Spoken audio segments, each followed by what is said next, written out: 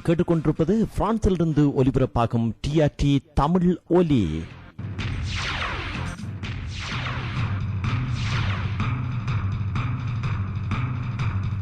தேசம் கடந்தாலும் வீசும் காற்றிலே உங்கள் உணர்வுகளுடன் கலந்து கொள்ளுகின்றோம். இது டிஆர்டி தமிழ் ஒலி.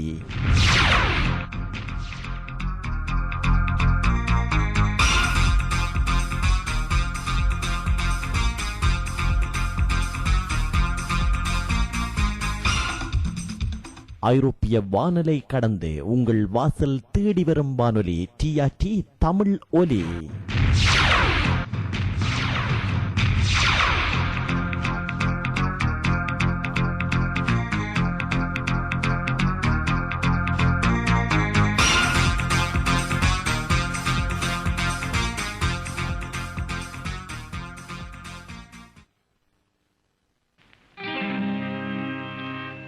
கண்டதை சொல்லுகிறேன், உங்கள் கதையை சொல்லுகிறேன். சுவிஸ் நேரம்.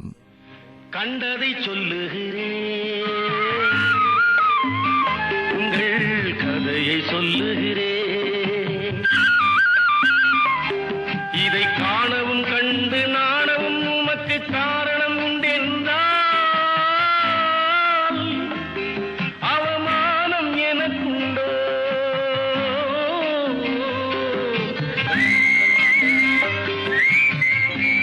சுவிஸ் நேரத்தில் உங்களுடன் நாங்கள்.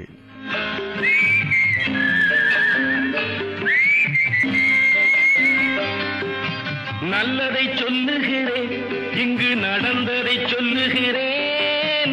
நல்லதை சொல்லுகிறேன், இங்கு நடந்ததை சொல்லுகிறேன். இதற்கெனை கொல்வதும் கொன்று கோயிலில் வைப்பதும் கொள்கை உமக்கென்றால் உம்முடன் கூடியிருப்பதுண்டோ?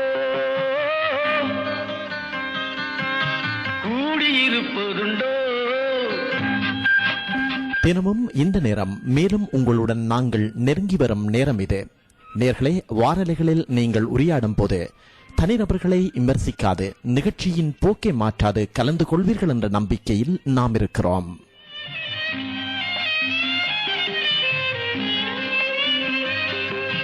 வாழ்ந்திடச் சொல்லுகிறேன், நீங்கள் வாழ்ந்ததை சொல்லுகிறேன். வாழ்ந்திடச் சொல்லுகிறேன், நீங்கள் வாழ்ந்ததை சொல்லுகிறேன். இங்கு தாழ்வதும் தாழ்ந்து வீழ்வதும் உமக்கு தலையெழுத்தென்றால் உம்மை தாங்கிட நாதி உண்டோ? தாங்கிட நாதி உண்டோ? தனிநபர் பற்றி விமர்சனங்கள் அல்லது பிடிக்காத ஒவ்வாத விடயங்கள் உங்களுக்கு இருக்குமானால் எங்களுக்கு எழுதி அனுப்புங்கள். வானொலிகளில் இனிவரும் காலங்களில் இவ்வாறான விமர்சனங்களை நாங்கள் இந்த இரவு நேர நிகழ்ச்சியில் அனுமதிக்க மாட்டோம் என்பதை உங்களுக்கு தயவுடன் தெரிவித்துக் கொள்ளுகின்றோம். உங்களை கும்பிட்டு சொல்லுகிறேன், என்னை நம்பவும் நம்பி அன்பினில் போயவும் நம்பிக்கை இல்லை என்றால் எனக்கு ஒரு தம்பிடி நஷ்டம் உண்டோ?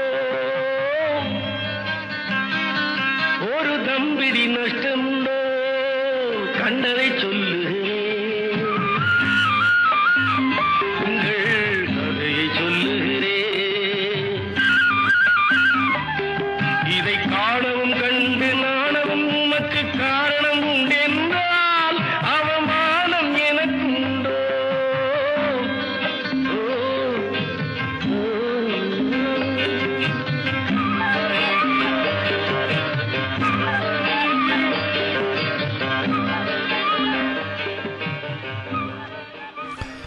வளமைப்போல் ஒன்றும் சுவிஸ் நேரத்துக்கான அனுசரணையாளர்கள்.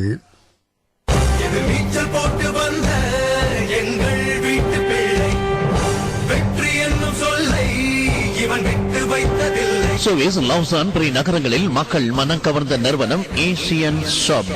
ஒளிரும் பனிமலை குமுறும் எரிமலை ரெண்டும் கலந்த இதயம் வாடிக்கையாளர்களின் விருப்பம் அறிந்து உலக நாடுகளில் இருந்து உணவுப் பொருட்களை இறக்குமதி செய்து நம்ப முடியாத மலிவு விலையில் விற்பனை செய்கின்றார்கள் ஏசியன் ஷாப் நிறுவனத்தினர். ஆமா, என்ன பத்தி அப்படி என்ன தெரியும் உனக்கு? நாளுக்கு நாள் நம்ப முடியாத மலிவு விலையில் அனைத்து பொருட்களையும் விற்பனை செய்கின்றார்கள் ஏசியன் ஷாப். வாரத்தின் 7 நாட்களும் கடை திறந்திருக்கும். வாகன தரிப்பிட வசதியும் உண்டு. ஒருமுறை விஜயம் செய்து பாருங்கள், உண்மைகள் ஊர்ஜிதம். மேலதிக விவரங்களுக்கு ஏசியன் ஷாப், அவென்யூ ரோயுடுலா, ரப்பல் 12 1008 பிரீ. தொடர்புக்கான தொலைபேசி இலக்கம் ஹாலோ ஏசியன் 021 683 21 01.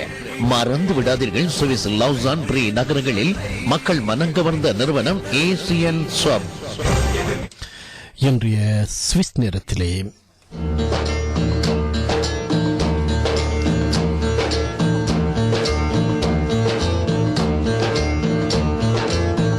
நெஞ்சில் உரமும் இன்றி நேர்மை திறமும் இன்றி, நெஞ்சில் உரமும் இன்றி நேர்மை திறமும் இன்றி வஞ்சனை சொல்வாரடி, கிளியே வாய் சொல்லில் வீரரடி.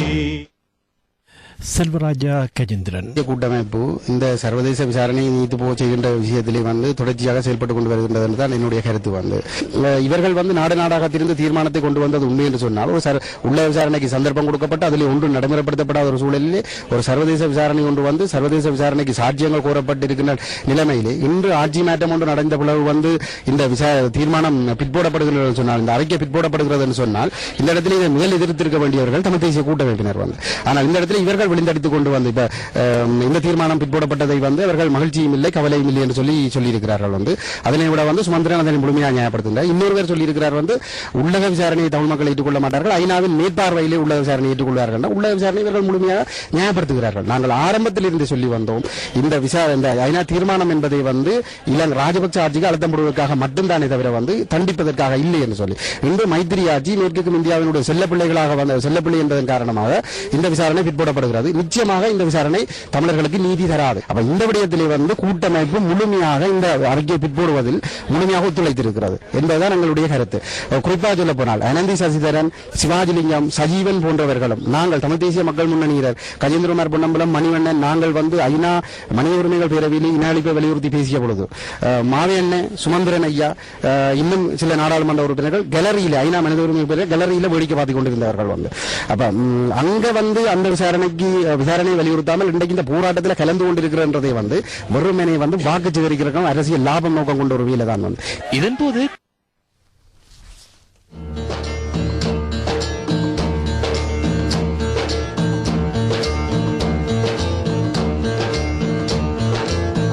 நெஞ்சில் உரமும் இன்றி நேர்மை திறமும் இன்றி, நெஞ்சில் உரமும் இன்றி நேர்மை திறமும் இன்றி வஞ்சனை சொல்வாரடி, கிளியே. செல்வராஜா கஜேந்திரன் அவர்கள் தான் ஐக்கிய நாடுகள் ஸ்தாபனத்தின் மனித உரிமை கமிஷனில் தாங்கள் உரையாற்றிய போது இவர்கள் வேடிக்கை பார்த்ததாக குறிப்பிடுகின்றார்கள். இவர்களை உரையாற்றுவதற்கான அனுமதியை ஐக்கிய நாடு ஸ்தாபனம் வழங்கியிருந்ததா என்பது கூட கேள்விக்குறியாக இருக்கிறது. வாய் சொல்லில் வீரரடி, கிளியே வாய் சொல்லில் வீரரடி. நேர்களே, இன்றைய இரவு சுவிஸ் நேரத்தில் நாம் மேலவே தெரிவித்திருந்தோம், ஐக்கிய நாடுகள் சபை மனித உரிமை பேரவையில் முன்வைக்கப்பட்ட பிரேரணை தேவையில்லை, ஸ்ரீலங்கா அரசுக்கு சார்பானதென அந்த பிரேரணையை எதிர்த்து அதன் நகலை எரித்தவர்களுக்கு அந்த பிரேரணை ஊடாக நடைபெற்ற ஐக்கிய நாடுகள் விசாரணை அறிக்கையை சமர்ப்பிக்குமாறு தற்போது கோருவதற்கு இன்று தகுதி இருக்கிறதா என்ற தலைப்பை எடுத்திருக்கின்றோம்.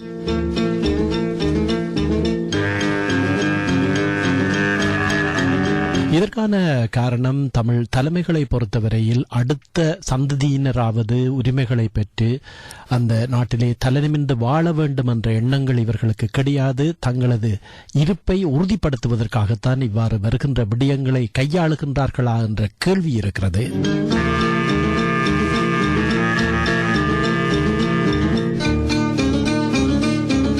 தமிழ் தலைமைகளுடைய இவ்வளவு கால அரசியலிலே அன்று நாடு சுதந்திரம் பெற்ற நாளிலிருந்து தமிழர்களுக்கு கிடைத்த நன்மைகள் என்ன என்ற கேள்வியும் எழுகின்றது.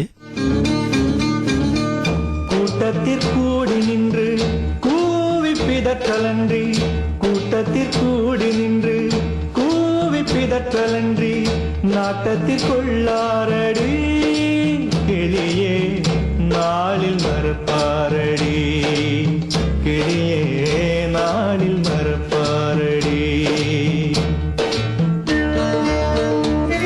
இன்று இந்த நிகழ்ச்சியிலே முதல்ல மூத்த ஊடகவியலாளர் துரட்னம் அவர்கள் இது தொடர்பாக அவர் வடித்திருக்கின்ற கட்டுரை, அதனை தொடர்ந்து அரசியல் சமூக மேடைகளிலே கடந்த காலங்களில் பல்வேறுபட்ட கருத்துக்களை முன்வைத்திருக்கின்ற அரசியல் விமர்சகரான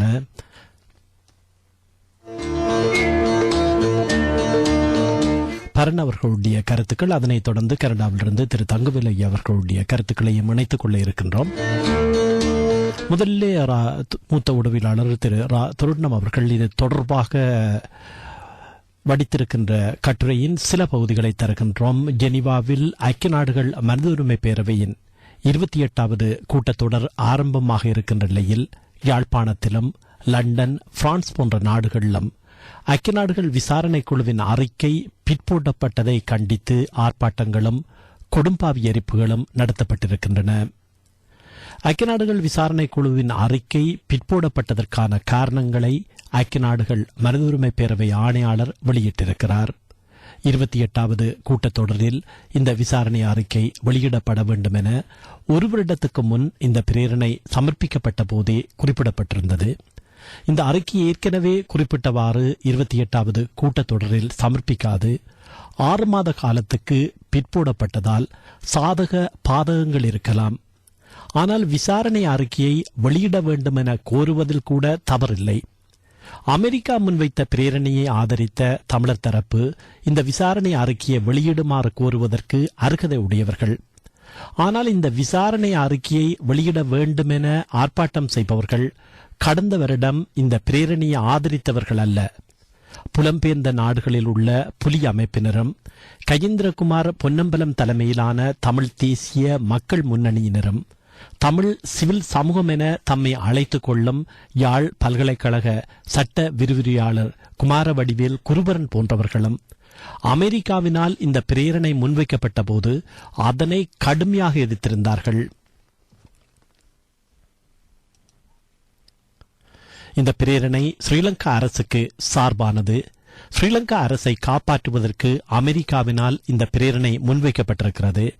இந்த பிரேரணையால் அல்லது ஐக்கிய நாடுகளின் விசாரணை குழுவால் தமிழர்களுக்கு எந்த பிரயோசனமும் கிடைக்காது என கடந்த வருடம் ஜெனீவாவில் வைத்து கஜேந்திரகுமார் மற்றும் யாழ் பல்கலைக்கழக விரிவுரையாளர் குருபரன் ஆகியோர் தெரிவித்தார்கள்.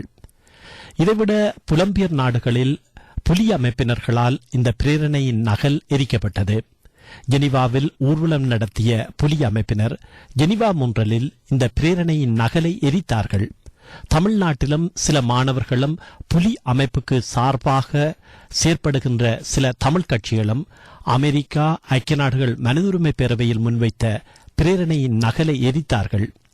இந்த பிரேரணை ஐக்கிய நாடுகள் மனித உரிமை பேரவையில் நிறைவேற்றக்கூடாதென்று கோஷம் எழுப்பினார்கள். யாழ் பல்கலைக்கழகத்திலும் இந்த நகல் எரிக்கப்பட்டது. கடந்த வருடம் இந்த பிரேரணை முன்வைக்கப்பட்ட வேளையில் ஜெனீவாவில் இருந்த அமெரிக்க பிரதிநிதி தமிழர்கள் நடந்து கொண்ட விதத்தை பார்த்து சலித்துக் கொண்டதையும் எம்மால் காண முடிந்தது. ஸ்ரீலங்கா அரசாங்கமும் இந்த பிரேரணையை எதிர்க்கிறது. தமிழர்களில் ஒரு பகுதியினரும் இந்த பிரேரணையை எதிர்க்கின்றார்கள். பிரேரணையின் நகலை எரிக்கின்றார்கள். அப்படியானால் இந்த பிரேரணையை சமர்ப்பிப்பது அல்லது ஐக்கிய நாடுகளின் சர்வதேச விசாரணை அவசியமற்றது என்றே எண்ண தோன்றுவதாக ஜெனீவாவில் உள்ள ஐக்கிய நாடுகள் மனித உரிமை பேரவையில் வைத்து ஊடகவியலாளர்களிடம் அமெரிக்க பிரதிநிதி தனது கவலையையும் வெளியிட்டார். அமெரிக்கா முன்வைத்த இந்த பிரேரணையை எதிர்த்த விவகாரத்தில் புலம்பெயர் புலி அமைப்பினர் மற்றும் அவர்களோடு இணைந்து செயற்படுகின்ற கஜேந்திரகுமார் தரப்பினருக்கும் அன்றைய ஆட்சியில் இருந்த மஹிந்த தரப்பினருக்கும் இடையில் எந்தவித வேறுபாடுகளையும் நாம் காண முடியாதிருந்தது. இருதரப்பும் ஐக்கிய நாடுகள் மனித உரிமை பேரவையில் முன்வைக்கப்பட்ட பிரேரணையையும் ஐக்கிய நாடுகள் விசாரணை குழுவையும் மிக கடுமையாக எதிர்த்தார்கள். தமிழரிடையே அமெரிக்க தீர்மான விடயத்திலும் ஐக்கியமில்லை என்பதை அரங்கேற்றும் நோக்குடன் கஜேந்திரகுமார் தரப்பு தமது திட்டத்தை திறம்பட அங்கு நிறைவேற்றினார்கள். புலம்பெயர் புலி அமைப்பினரதும் இலங்கையில் இருக்கும் கஜேந்திரகுமார் தரப்பினரதும் செயற்பாடுகளைத்தான் அன்றைய மஹிந்த அரசு விரும்பியது, எதிர்பார்த்தது. இதனால் சில நாடுகள் இந்த தீர்மானத்தில் தாம் ஏன் அக்கறை கொள்ள வேண்டும் என கூறி இந்த தீர்மானத்துக்கு சார்பாக தமது வாக்குகளை பதியவும் இல்லை. ஐக்கிய நாடுகள் மனித உரிமை பேரவையில் முன்வைத்த பிரேரணையும் ஐக்கிய நாடுகள் விசாரணை குழுவையும் மிக கடுமையாக எதிர்த்தவர்கள், அந்த பிரேரணையின் நகலை எரித்தவர்களே இன்று இந்த விசாரணை குழுவின் அறிக்கையை வெளியிட வேண்டும் என ஆர்ப்பாட்டம் செய்து வருகின்றார்கள். எனது கேள்வி இதுதான். இந்த பிரேரணையை ஐக்கிய நாடுகள் விசாரணை குழுவை முழுமையாக எதிர்த்தவர்கள், பிரேரணையின் நகலை எரித்தவர்களுக்கு எதற்காக விசாரணை குழுவின் அறிக்கை இப்பொழுது தேவை? கடந்த ஒரு வருடத்துக்கு முதல் தமிழ் சிவில் சமூகம் என்ற அமைப்பு இந்த பிரேரணையை மிக கடுமையாக விமர்சித்திருந்தது, எதிர்த்தது. தமிழர் பிரச்சனையை தீர்ப்பதற்கு இது எந்த வகையிலும் உதவாது. இந்த விசாரணை குழு கூட ஸ்ரீலங்காவை காப்பாற்றுவதற்காகத்தான் அமைக்கப்படுகிறது என்று தமிழ் சிவில் சமூகத்தை பிரதித்துவப்படுத்தும் யாழ் பல்கலைக்கழக சட்ட விரிவுரையாளர் குருபரன் ஒரு வருடத்துக்கு முதல் ஜெனீவாவில் வைத்து என்னிடமே இதை கூறினார். அதே தமிழ் சிவில் சமூகம் இன்று ஐக்கிய நாடுகள் விசாரணை அறிக்கையை தாமதிக்காது வெளியிட வேண்டும் என கையெழுத்து பெறும் நடவடிக்கையை ஆரம்பித்திருக்கிறார்கள். தமிழ் சமூகத்துக்கு பிரயோசனமற்ற ஐக்கிய நாடுகள் விசாரணை அறிக்கையை எதற்காக வெளியிட வேண்டும் என இவர்கள் கோரிக்கை விடுகின்றார்கள். இந்த பிரேரணை முன்வைக்கப்பட்ட வேளை அதனை ஆதரித்து நின்ற இந்த பிரேரணை வலுவானதாக அமைய வேண்டும் என ஐக்கிய நாடுகள் மனித உரிமை பேரவையில் ராஜதந்திரிகளை சந்தித்து வலியுறுத்தி வந்த நாடாளுமன்ற உறுப்பினர் சுமந்திரன் தலைமையிலான தமிழ் தேசிய கூட்டமைப்பினர் இந்த விசாரணை அறிக்கையை வெளியிடுமாறு கோருவதற்கு அருகதை உடையவர்கள். ஆனால் அமெரிக்கா முன்வைத்த பிரேரணையையும் அதனூடாக அமைக்கப்பட்ட ஐக்கிய நாடுகள் விசாரணை குழுவை நிராகரித்தவர்களுக்கு இப்போது விசாரணை அறிக்கையை தாமதிக்காது வெளியிட வேண்டும் என கோருவதற்கு எந்த அருகதையும் கிடையாது. எதையுமே சாதுரியமாக அணுகாது அனைத்தையும் எதிர்த்து மக்களை உணர்ச்சி வசப்படுத்திக் கொண்டிருப்பது எந்த வகையிலும் தமிழ் மக்களின் விடிவுக்கு வழிவகுக்காதென்பதை இவர்கள் ஏன் உணரவில்லை?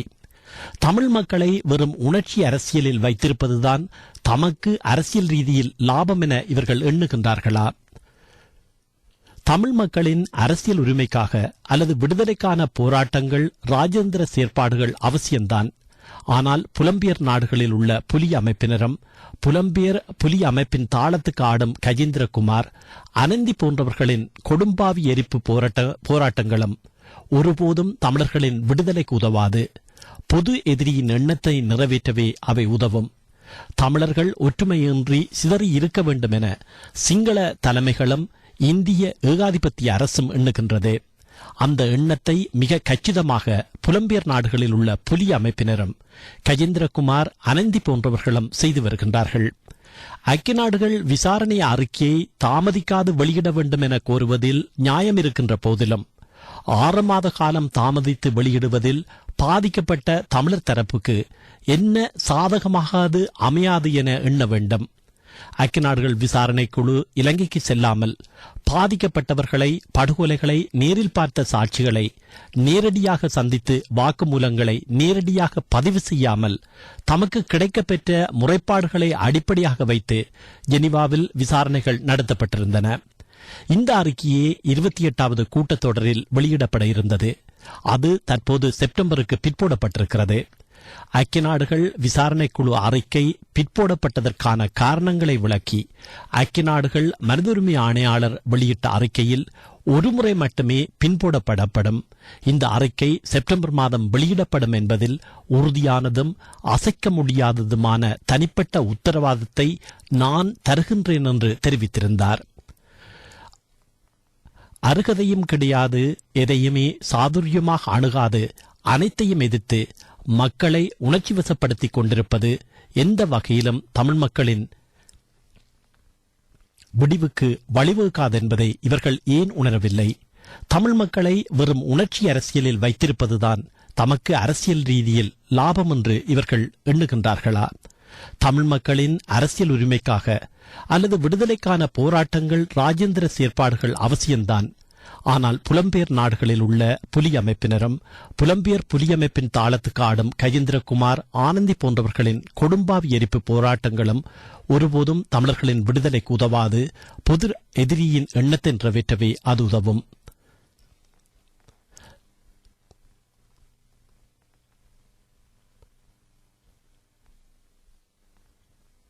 ஐக்கிய நாடுகள் விசாரணை குழு அறிக்கை பிற்போடப்பட்டதற்கான காரணங்களை விளக்கி ஐக்கிய நாடுகள் மனித உரிமை ஆணையாளர் வெளியிட்ட அறிக்கையில் ஒருமுறை மட்டுமே பின்போடப்படும்.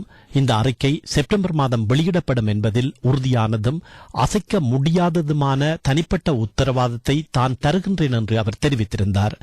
இன்றைய புதிய அரசு ஐக்கிய நாடுகள் மனித உரிமை பேரவையின் செயற்பாடுகளுக்கு பூரண ஒத்துழைப்பு வழங்குவதாக உத்தரவாதம் அளித்திருக்கிறது. இந்த உத்தரவாதத்தை பயன்படுத்தி விசாரணை குழு இலங்கைக்கு சென்று பாதிக்கப்பட்டவர்களையும் யுத்தம் நடந்த பிரதேசங்களையும் நேரடியாக பார்த்து விசாரணை நடத்துவதன் மூலம் ஐக்கிய நாடுகள் அறிக்கை முழுமையான வடிவம் பெற வழிவகுக்கும் அல்லவா?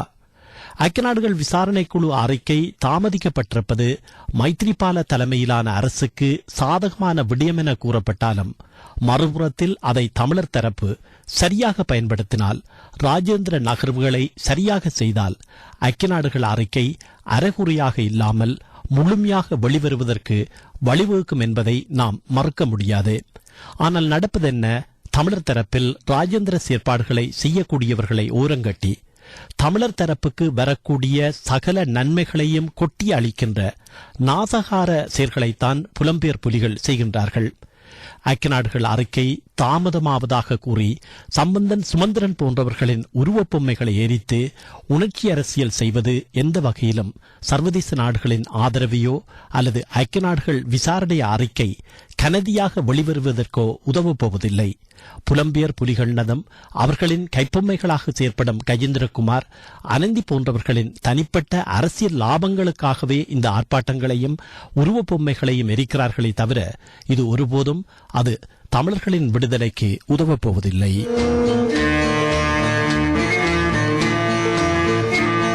இந்த கட்டுரையானது மூத்த ஊடகவியலாளர் துருட்னம் அவர்கள் வடித்திருக்கின்றார்.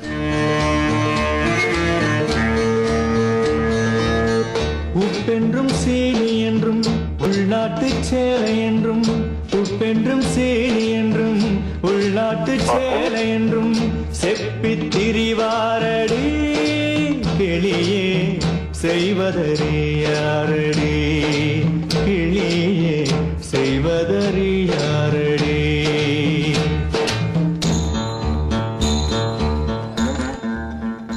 தொடர்ந்து மூத்த ஆய்வாளர் பரா அவர்களுடைய கருத்துக்கள் இந்த விடயம் தொடர்பாக.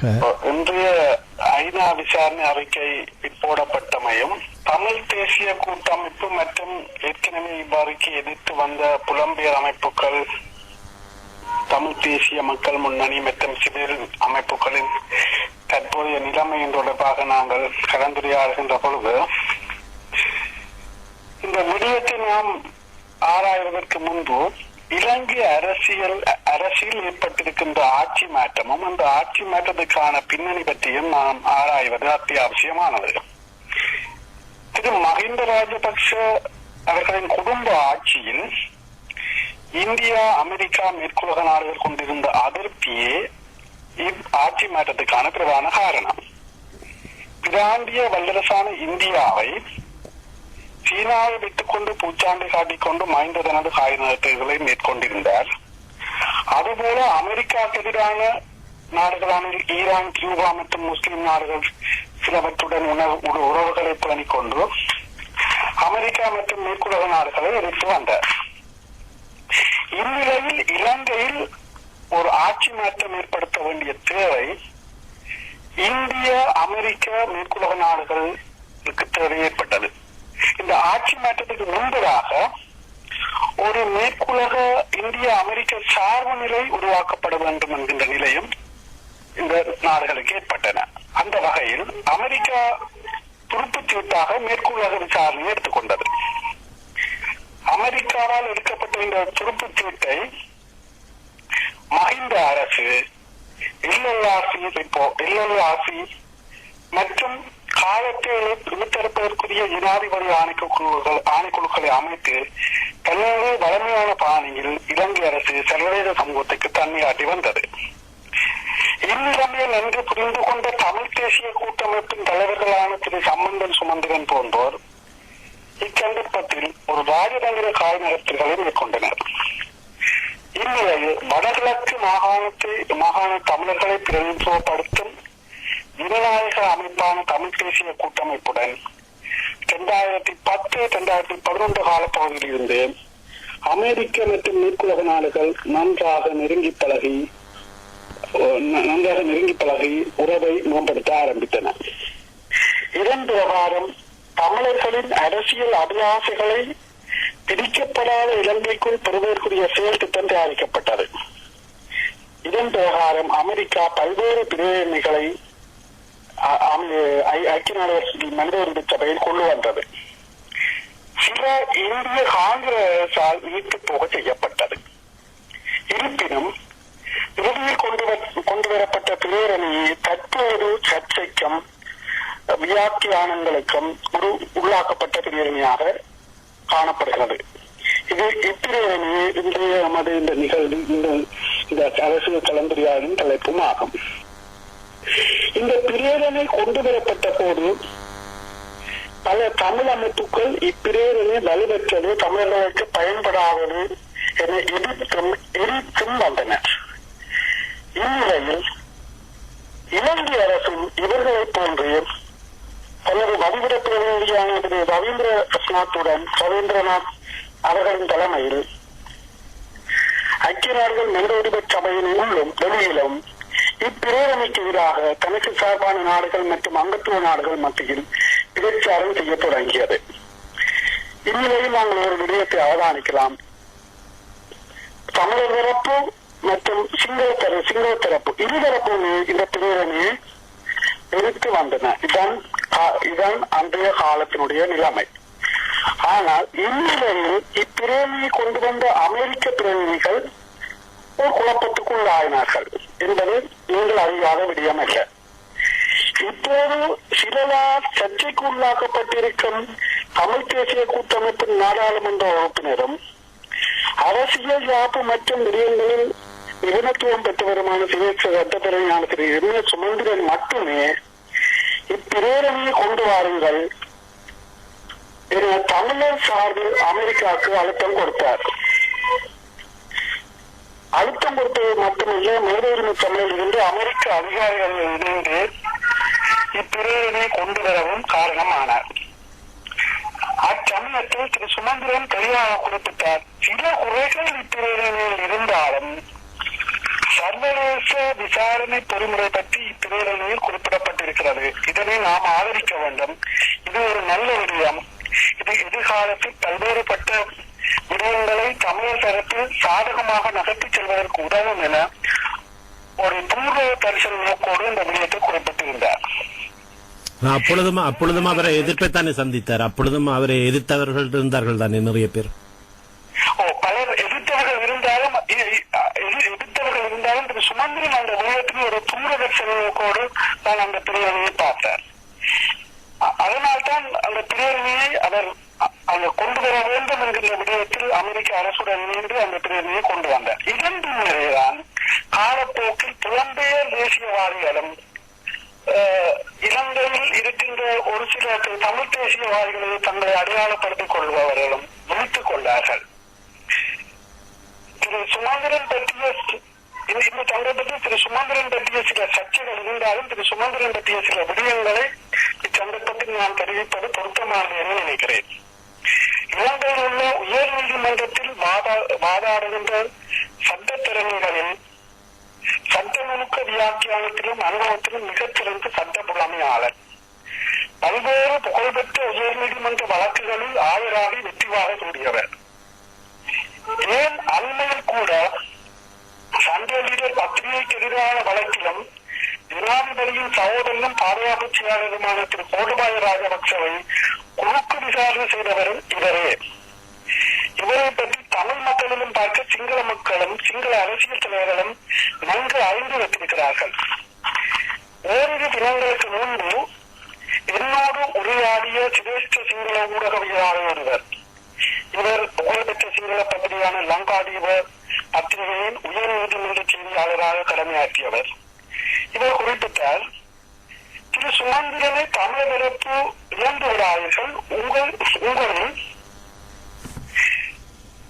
உங்கள் வரலாற்றில் நிறைய திறமையாளர்கள் இருந்திருக்கிறார்கள், உங்கள் மத்தியில் இருந்திருக்கிறார்கள். உதாரணத்துக்கு டாக்டர் நீலம் திருச்செல்லம், லட்சுமி கைராமர் அந்த வரிசையில் சுமந்திரன் போன்றோரும் திறமையானவர்கள் இருக்கிறார்கள்.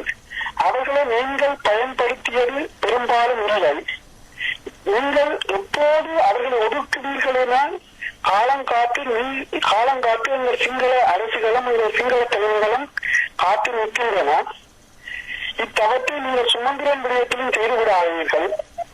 அவருக்கு பணத்தேவை இல்லை, பதவி இல்லை. நீங்கள் ஒதுக்கினால் ரணில் விக்ரமசிங்காவினால் நாளை அவருக்கு வெளிவாரமைத்து கூட கொடுக்கப்படலாம். அவர் அப்பதவிக்கு விரும்பிய அவர் அமைச்சு பதவியை விரும்புகிறாரோ அப்ப அமைச்சு பதவியை கூட அவரால் பெற முடியும். இந்நிலையிலேயே நானும் அந்த சிங்கள உதவியாளர் குறிப்பிட்டு சுமந்திரனை பற்றிய திறமையை அல்லது சுமந்திரன் பற்றிய நிபுணத்துவ ஆற்றலை அவர் ஊடாகவே நானும் அறிந்து கொண்டேன். இந்நிலையிலேயே நான் சிங்கள உடவியலாளரால் குறிப்பிடப்பட்ட விடயம் பற்றி நானும் சற்று சிந்தித்தேன். தற்போது தமிழ் பாராளுமன்ற உறுப்பினர்கள் வடகிழக்கு மாகாணத்தில் இருக்கிறார்கள். இந்த சுமந்திரன் அவர்களுடைய வடகிழக்கு மாகாணத்திலும் பொருங்கள்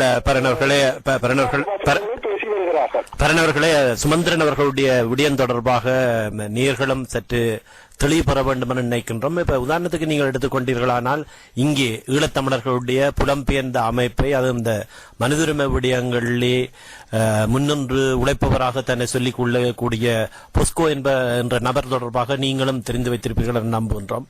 இவரை பொறுத்தவரையில் இவர் தமிழர்கள் தரப்பிலே இங்கே நேர்கள் பெரிய அளவிலே தெரியாவிட்டாலும் ஆரம்ப காலத்திலே எங்களுடைய நிகழ்ச்சிகளின் ஊடாக கருத்துக்களை சொல்ல வந்து அதன் பின்னர் அவரை இந்த தமிழர் புலம்பெயர்ந்த தரப்புகள் அவரை பயன்படுத்திக் கொள்ள முற்பட்டார்கள். அவரை பொறுத்தவரையில், சுமந்திரனை பொறுத்தவரையில் அவர் நேரடியாக தமிழர் தரப்புக்கு என்ன கருத்தை சொல்லுகிறாரோ அதே கருத்தை வெளிப்படையோடு சிங்கள தரப்புக்கும் சிங்கள தொலைக்காட்சிகள் நடத்தப்படுகின்ற விவாதங்களிலும் தெளிவாக தமிழர் தரப்பினுடைய நிலைப்பாட்டை எடுத்து சொல்லுபவராக வெளிப்படை தன்மையோடு இருக்கின்றார். ஆனால் பொஸ்கோ என்பவரை நீங்கள் பார்க்கின்ற போது நீங்கள் சொன்ன ஆரியன சிங்கா போன்றவர்களோடு நெருங்கிய தொடர்பில் இருப்பவர் அதை மறைமுகமாக வைத்துக் கொண்டு இவர்களை வைத்து காய் நகர்த்தி கொண்டிருக்கின்றார். அந்த விடயத்திலே நம்மவர்கள் ஒரு தெளிவில்லாத சூழலிலே இவர்களால் வழிநடத்தப்படுகின்ற அல்லது இவர்களுடைய கருத்துக்களை கேட்டு இந்த நகல்களை எரிக்கின்ற ஒரு சூழ்நிலையை நீங்கள் எவ்வாறு பார்க்கிறீர்கள்? இந்த விடயம் ஒரு ஆரோக்கியமான விடயம் அல்ல. இந்த விடயம் பற்றி நான் மேலும் குறிப்பிடுவதாயில் திரு மறைந்த நாடாளுமன்ற உறுப்பினர் மாமனிதர் ரவிராஜுக்கு பிறகு தமிழர்களின் பிரச்சனைகளை சிங்கள மக்களுக்கு தெளிவுபடுத்துகின்ற ஒரு நாடாளுமன்ற உறுப்பினராக திரு சுமந்திரனை அடையாளம் காட்ட முடியும். கடந்த மாதம் என நினைக்கிறேன் சிறுச டிவியில் சடன என்கின்ற ஒரு சிங்கள அரசியல் நிகழ்ச்சியில் சிங்களத்தில் திரு சுமந்திரன் அவர்கள் சிறிதும் பயப்படாமல் துணிச்சலாக சுமந்திரனால் வைக்கப்பட்ட வாதங்கள் பிரதிவாதங்கள் பற்றி நீங்கள் அந்த இணையதளத்திலும் அந்த நிகழ்வை பார்க்க முடியும். சடன புரோகிராம அதில் அவர் தெளிவாக துணிச்சலாக கூறுகிறார். அங்கு ஜனநாயக சூழலற்ற நிலையில் மஹிந்த அரசோடு சேர்ந்து இயங்கிய திரு சோபிதவேறு மற்றும் சிரேஷ்ட அமைச்சர் ராஜீவசேனாரத்ன மற்றும் இன்னும் ஒரு அமைச்சரும் இதிலே கலந்து கொண்டார்.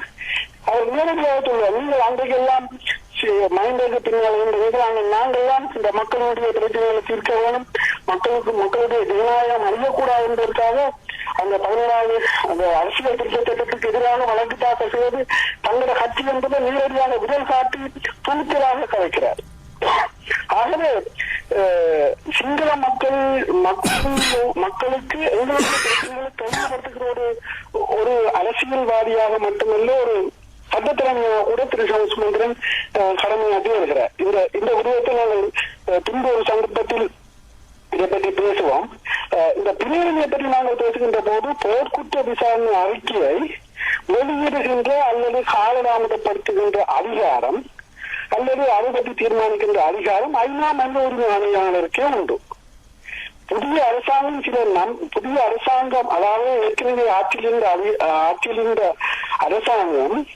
அரசாங்கம் பற்றிய நம்பிக்கையினங்கள் காரணமாக ஜனநாயக முறையில் அரசு நீக்கப்பட்டு புதிய அரசு ஆட்சிப்பிடம் ஏறுகின்ற பொழுது அந்த புதிய அரசினுடைய கோரிக்கைகளையும் உறுதிமொழிகளையும் ஐநா ஐநா ஆணையாளர் கலைத்துக் கொள்ள வேண்டியது ஒரு அத்தியாவசியமான விஷயம்.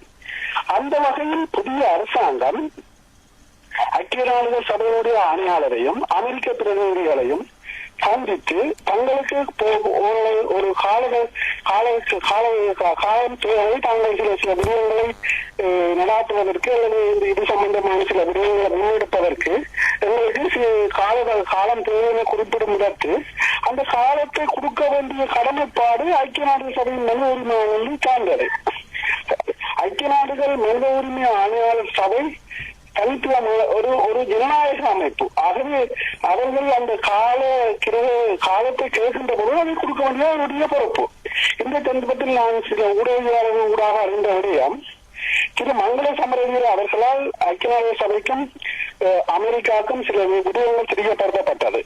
அதாவது முதலாவது விடயம், தற்பொழுது நீங்கள் இந்த அறிக்கையை வெளியிடுவதற்கு இந்த அறிக்கையில் உண்மையிலேயே போர்க்குற்றம் சம்பந்தமான விடயங்கள் இலங்கை அரசுக்கு எதிராகவும் விடுதலை புலிகளுக்கு எதிராகவும் இந்த அறிக்கையில் சுட்டிக்காட்டப்படுகிறது. இதில் மாற்று கருத்துக்கு இடமில்லை.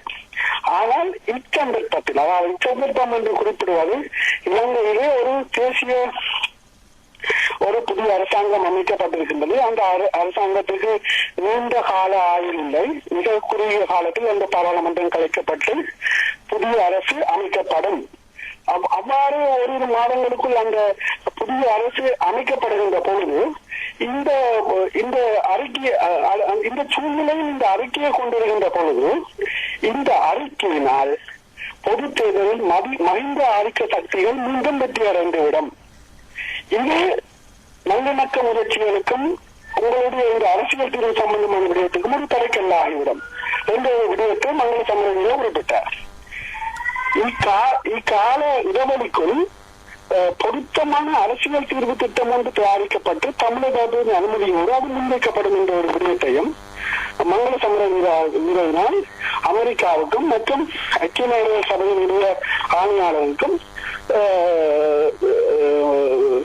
தெரியப்படுத்தப்பட்டது. அத்தோடு சுதந்திரமானதும் சுயாதீனமானதுமான விசாரணை குழு என்று இலங்கையில் அமல்படுத்தப்படும். அந்த குழு அமல்படுத்தப்பட்டாலும் ஐக்கிய நாடுகள் சபையின் சர்வதேச விசாரணை பொறிமுறை ஊடாக மேற்கொள்ளப்பட்ட விசாரணை அறிக்கைகள் ஏற்றுக்கொள்ளப்படும் என்கின்ற ஒரு விடயத்தையும் அவர் தெளிவுபடுத்தி இருந்தார். எனவே இந்த அறிக்கையினுடைய காலதாமதமானது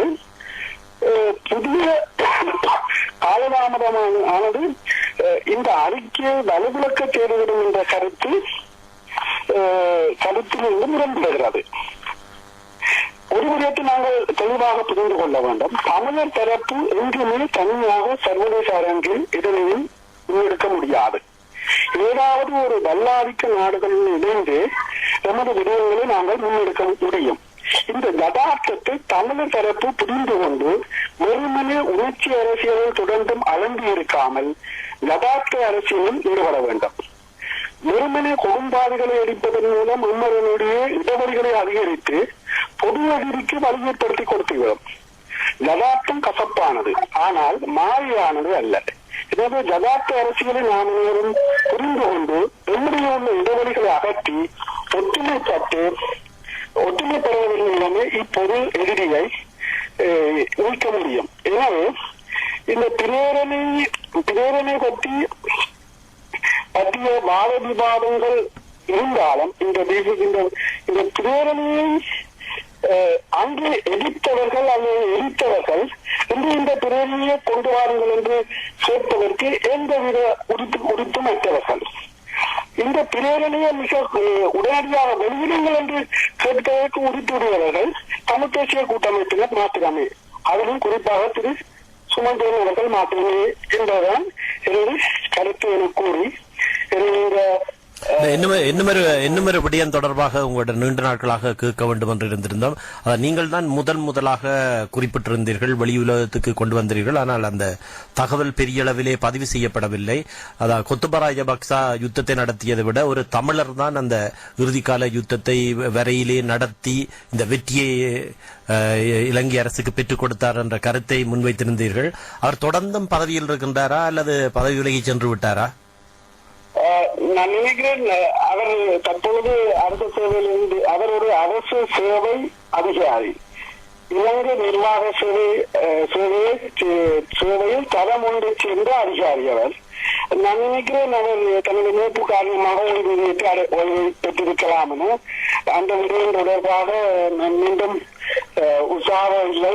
அது தொடர்பான தெரியும் இடத்து நான் உங்களுக்கு தெரியப்படுத்துகிறேன். நன்றி. ஆய்வாளர் திரு பரன் அவர்களுடைய கருத்துக்களை கேட்டோம்.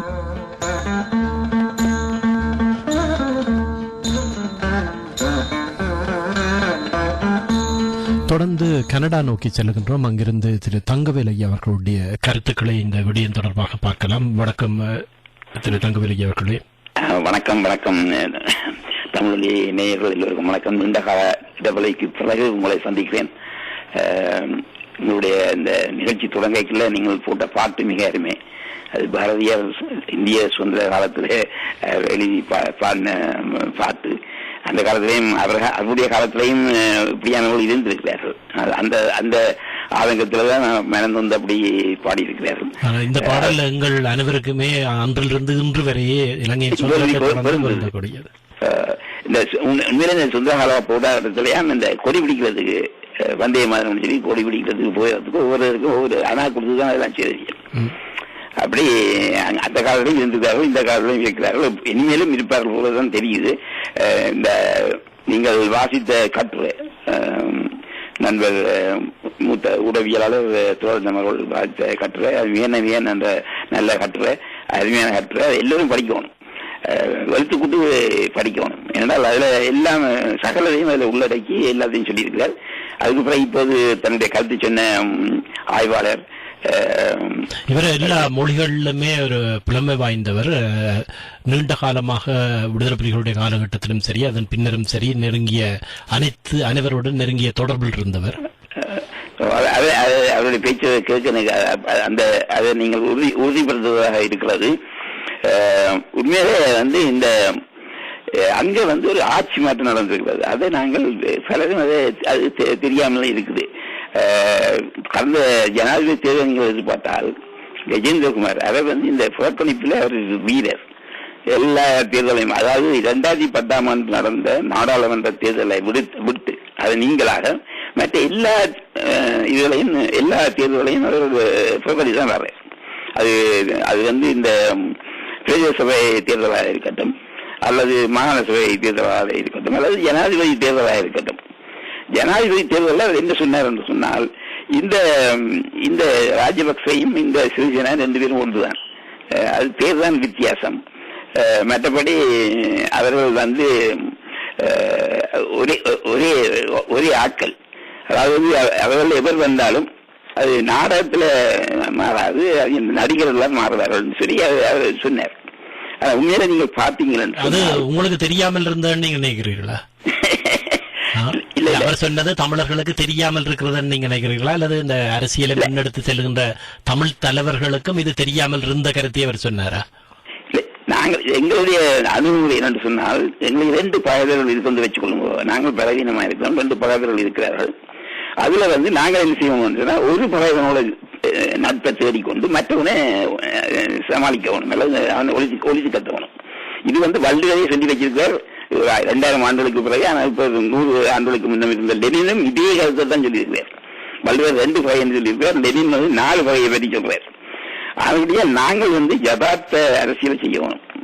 அதாவது எங்களுடைய அணுகுமுறை, எங்களுடைய ராஜேந்திர நகர்கள் எல்லாத்துலையும் நாங்கள் யதார்த்தத்தை நாங்கள் புரிந்து கொள்ளணும்.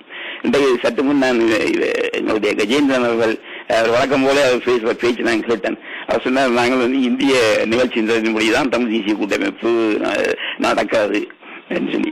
சரி, இந்தியாவினுடைய நிகழ்ச்சிகளில் நாங்கள் நடக்காமல் வேறு ஏற்ற நிகழ்ச்சிகள் நடக்கிறது. இந்தியா ஒரு பெரிய ஒரு வல்லமை பொருந்திய நாடு. தெற்காசியாவில் அதுதான் ஒரு பலமுள்ள நாடு, ஒரு சின்ன இதிலே ஒரு கேள்வி இருக்கிறது. சரி, இந்த தீர்மானத்தையும் சரி இப்பொழுது 6 மாதம்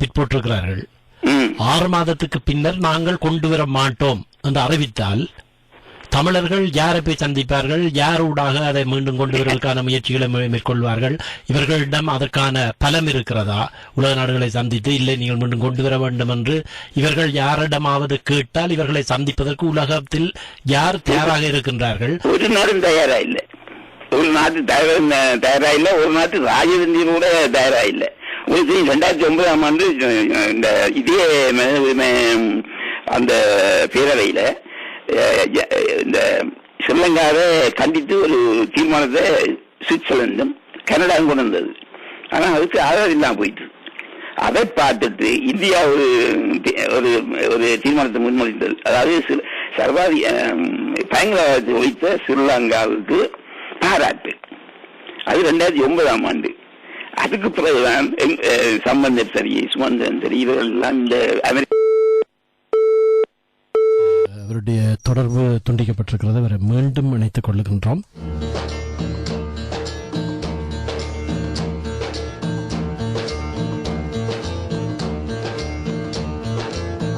நெஞ்சில் உரமும் இன்றி நேர்மை திறமும் இன்றி, நெஞ்சில் உரமும் இன்றி நேர்மை திறமும் இன்றி வஞ்சனை சொல்வாரடி கிளியே வாய்ச்சொல்லில் வீரரடி, கிளியே வாய்ச்சொல்லில் வீரரடி.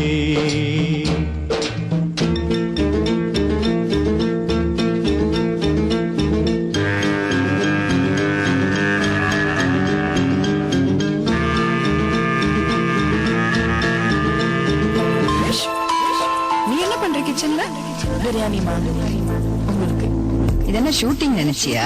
இது குக்கிங். நான் அம்மா, இதெல்லாம் என் வேலை. இப்போ ஒரு நாள் நான் பண்ணக்கூடாதா? பிரியாணி செய்யறதுன்னா ஈஸியா என்ன? ஆமாம், அதுக்கு தான் இருக்கவே இருக்கின்றது இந்தியாவின் முதல் தர ட்ரோஃபி பஸ்மதி ரைஸ். இப்பொழுது உங்கள் ஜெட் மார்க்கெட்டில் விற்பனையாகின்றது இந்தியாவின் முதல் தர ட்ரோஃபி பஸ்மதி ரைஸ்.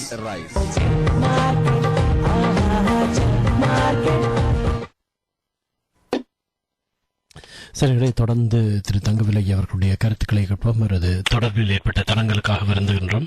தொடருங்கள். நீங்க 2009ஆம் ஆண்டு அந்த இலங்கை அரசாங்கத்துக்கு இந்தியா பாராட்டுகளை இருந்தது. அதை தொடர்ந்து சம்பந்தன் அவர்கள் என்று சொல்ல முற்பட்டீர்கள். சம்பந்தனுடைய முயற்சி காரணமாக தான் 2012ஆம் ஆண்டு அமெரிக்கா ஒரு தீர்மானத்தை கொண்டு வந்தது. அதுக்கு பிறகு 2013ஆம் ஆண்டு உள்ளக விசாரணை செய்ய வேண்டும் என்று சொல்லி ஒரு தீர்மானத்தை கொண்டு வந்தார்கள். அதுவும் ஐயனாவுடைய அனுசரணையோட அவர்களுடைய ஆலோசனையின்படி அவர்கள் செய்ய வேண்டும் என்று வந்தார்கள். ஆனால் இந்த உள்ளக விசாரணை என்பது இப்ப திடீரென்று வரை இல்லை. அது முன்னமே இருந்தது. ஆனால் அதை செய்ய ராஜபக்ச அரசு தவறுன காரணத்தால் தான் சென்ற தடவை 2016ஆம் ஆண்டு மார்ச் மாதம் ஒரு சர்வதேச விசாரணை நடத்த வேண்டும் என்று சொல்லி தீர்மானத்தை கொண்டு வந்தார்கள். இந்த தீர்மானத்தை கொண்டு வருவதற்கு மிகவும் பாடுபட்டவர், அதுக்கு பின்னாலே இருந்தவர் திரு சுமந்திரன். அவர் கிட்டத்தட்ட 1 மாத காலம் அங்க ஜெனீவால இருந்திருக்கிறார். அவர் மட்டுமில்லை, அவருடைய சட்ட அவருடைய கீழ் வேலை செய்கிற இன்னொரு சட்டத்திறனி, இளைஞர், அவரும் தான் போய் இதோடு எல்லாம் வேண்டி அவர்கள் ஒவ்வொரு எழுத்தெழுத்தார் ஒவ்வொரு சொல்லாக அந்த வரவேல அதை பார்த்து அதை திருத்தி அப்படி செய்து எல்லாம் செய்திருக்கிறார்கள். அதனுடைய அந்த தீர்மானம் வந்தது. இப்ப ஒரு ஆட்சி மாற்றம் நடந்திருக்கிறது. அது எல்லோருக்கும் எங்களுக்கு தெரியும். அந்த ஆட்சி மாற்றம் வந்த காரணத்தால இன்றைக்கு ஐயன் மனித உரிமை ஆணையாளர் உண்மையாவே அவர் மனதார நம்புகிறார். இந்த ஆட்சி மாற்றத்துக்கு பிறகு இந்த அரசாங்கத்தில் ஒரு மாற்றம் இருக்கும். இப்பெல்லாம் உங்களுக்கு இவரை சந்திச்ச மங்கள சமரகில வெளிநாட்டு அமைச்சர் இவருக்கு அங்க வரும்படி ஒரு அழைப்புதல் கொடுத்திருக்கிறார். இது ஒரு தலைகீழ் மாற்றம். ராஜபக்ச இருக்கும் பொழுது அவர் இவரோடு முரண்டு பிடித்துக் கொண்டு வந்தார். ஐக்கிய நாடுகள் சபை யாராவது அதிகாரிகளாவது யாராவது அங்க வர முடியாது என்று சொல்லி கொண்டவர். ஆனா நவநீதம் விளைவுக்கா போய் வந்தார். அவ்வளவுதான். அதனுடைய நாங்கள் அரசாங்கம் இந்த உலக நாடுகளோட, உலக சமூகத்தோட, சர்வதேச சமூகத்தோட வெற்றி ஓட முடியாது. நாங்கள் ஒட்டித்தான் ஓடவும். இல்ல அது இவர்களுக்கு தெரிந்திருக்கிறது. ஆனால் அங்க பிரச்சனை என்னவென்று சொன்னால் தமிழ் தேசிய கூட்டமைப்பை பலமிழக்க செய்ய வேண்டும், தாங்கள் அதிகாரத்துக்கு வர வேண்டும் என்பதற்கான காய் நகர்த்தலே தவிர அடுத்த சந்ததியினர் அங்கு சுதந்திரமாக வாழ வேண்டும் என்பதற்கான முன் முயற்சிகளாக இல்லை என்ற வாதம் முன்வைக்கப்படுகின்றது. அது முற்றிலும் சரி.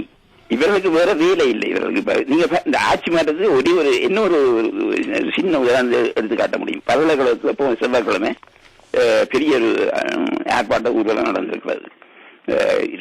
1995 ஆண்டுக்கு பிறகு பல்கலைக்கழக சமூகத்தால முன்னெடுக்கப்பட்ட இந்த ஆர்ப்பாட்ட ஊர்வலம் செவ்வாய்க்கிழமை நடந்தது. இதற்கு முன்னர் அவ்வளவு என்ன நடந்தது? அந்த வளாகத்துக்குள்ளேயே யாழ்ப்பாண வளாகத்துக்குள்ளேயே அவர்கள் ஆர்ப்பாட்டம் செய்து அதுக்குள்ளேயே முடித்து விடுகிறார்கள். அவ்வளவு ஒரு கொடுங்கோல் ஆட்சி, ராஜபக்சனுடைய கொடுங்கோல் ஆட்சிக்கு தான் நாங்கள் இருந்திருக்கிறோம்.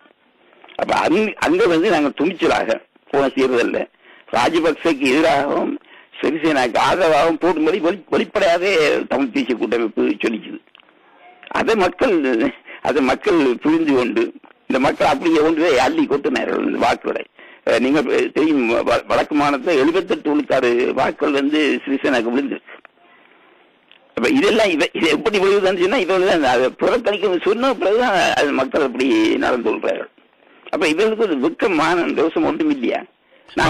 உண்மையிலேயே நோர்வேக்கு கஜேந்திரகுமார் பொன்னம்பலம் அவர்கள் சென்றிருந்த போது அவரிடம் இவர்கள் ஒரு வேண்டுகோளை வைத்திருக்கிறார்கள். எப்படியாவது நீங்கள் ஒரு பாராளுமன்ற ஆசனத்தை பெற்றுக் கொள்ள வேண்டும், அதற்கான முழுமையான முதலீட்டையும் எங்களால் செய்ய முடியும் என்று குறிப்பிட்டிருக்கிறார்கள். அதான் இங்கேயும் கனடாவிலேயும் அப்படியே சில கனவோடு சில திரிக்கணும். எங்களுக்கு அவர் நாடாளுமன்றம் பாரது எந்த விதமான ஆட்சேபனையும் கிடையாது. உங்களுக்கு சுமந்திரனே கொஞ்ச நாளைக்கு முன்னம் பேசியிருந்தார், கஜேந்திரகுமார் தமிழ் தேசிய கூட்டமைப்பு சேரும்படி. அதற்கும் தமிழ் தேசிய கூட்டமைப்புக்கும் கொள்கை அடிப்படையில் ஏதாவது பிரச்சனை இருக்கின்றது நான் அப்படி சொல்ல மாட்டேன். அவருக்கு அவரோட இருக்கிறது அவர் போக வழி இல்லாமல் இருக்கும்போது அவர் கஜேந்திரனையும் மற்றது பத்னி சிதம்பரனையும் விழித்துக் கொண்டு போக ஒழிக்கத்தபடியாத்தான் அவர் வெளியில போக வேண்டியிருந்தது. அவராகவே தான் போனது. தமிழ் தேசிய கூட்டமைப்பு அவரை வெளியில போட இல்லை. நன்மை என்பதை இப்பொழுது உணரக்கூடியதாக இருக்கிறதா? நிச்சயமா நல்ல நன்மை. இதோட உள்ளுக்குள்ள இருந்து குறைஞ்சு கொண்டு வெளியில போன நல்லதானே. இதுல எது எடுத்தாலும் தீர்மானமா என்ன ஐக்கிய நாடுகள் சபையில அமெரிக்கா உண்டாத தீர்மானமா உடனே அது அந்த நகரை போட்டு எழுதி இதனால எந்த பலனும் இல்லை. தமிழ் என்ற வார்த்தை அந்த பிற இல்லையா, சுயநிர்ணயம் சொல்லு அதுல இல்லை. சரி, அவ்வாறு சரி இல்லை என்று வைத்துக் கொள்வோம். அதனை வைப்பதற்கான நடவடிக்கைகளையோ அல்லது இவர்கள் வேறு நாடுகளை சென்று அழுத்தம் கொடுத்து அதனை உருவாக்கக்கூடிய வேலை திட்டத்தை இவர்கள் செய்யலாம் தானே? அது செய்ய மாட்டார்கள். அவர்களுக்கு அதை செய்யறத குறை சொல்றதுக்கு தான் அவர்கள் இருக்கிறார்களுடைய தாங்களாக ஒன்றும் செய்ய மாட்டார்கள். எங்க முடியும் என்றால் நான் ஒரு அரபுகள் கஜேந்திரகுமாரை போய் அமெரிக்க ராஜாங்க திணைக்களத்தோட பேச சொல்லுங்க. பேசுவது சரியான இவர்கள் சொல்வதை அவர்கள் கேட்டு செயல்பட வேண்டும். இல்ல சும்மா அவங்க பேச சமாளிக்கிறார்கள் கேட்டு பார்ப்போம். கூட இந்த உருவப்பமியல் எல்லாம் எரிக்கப்பட்டது வெளிநாட்டு ராஜதானியில் அவர்கள் கவலை.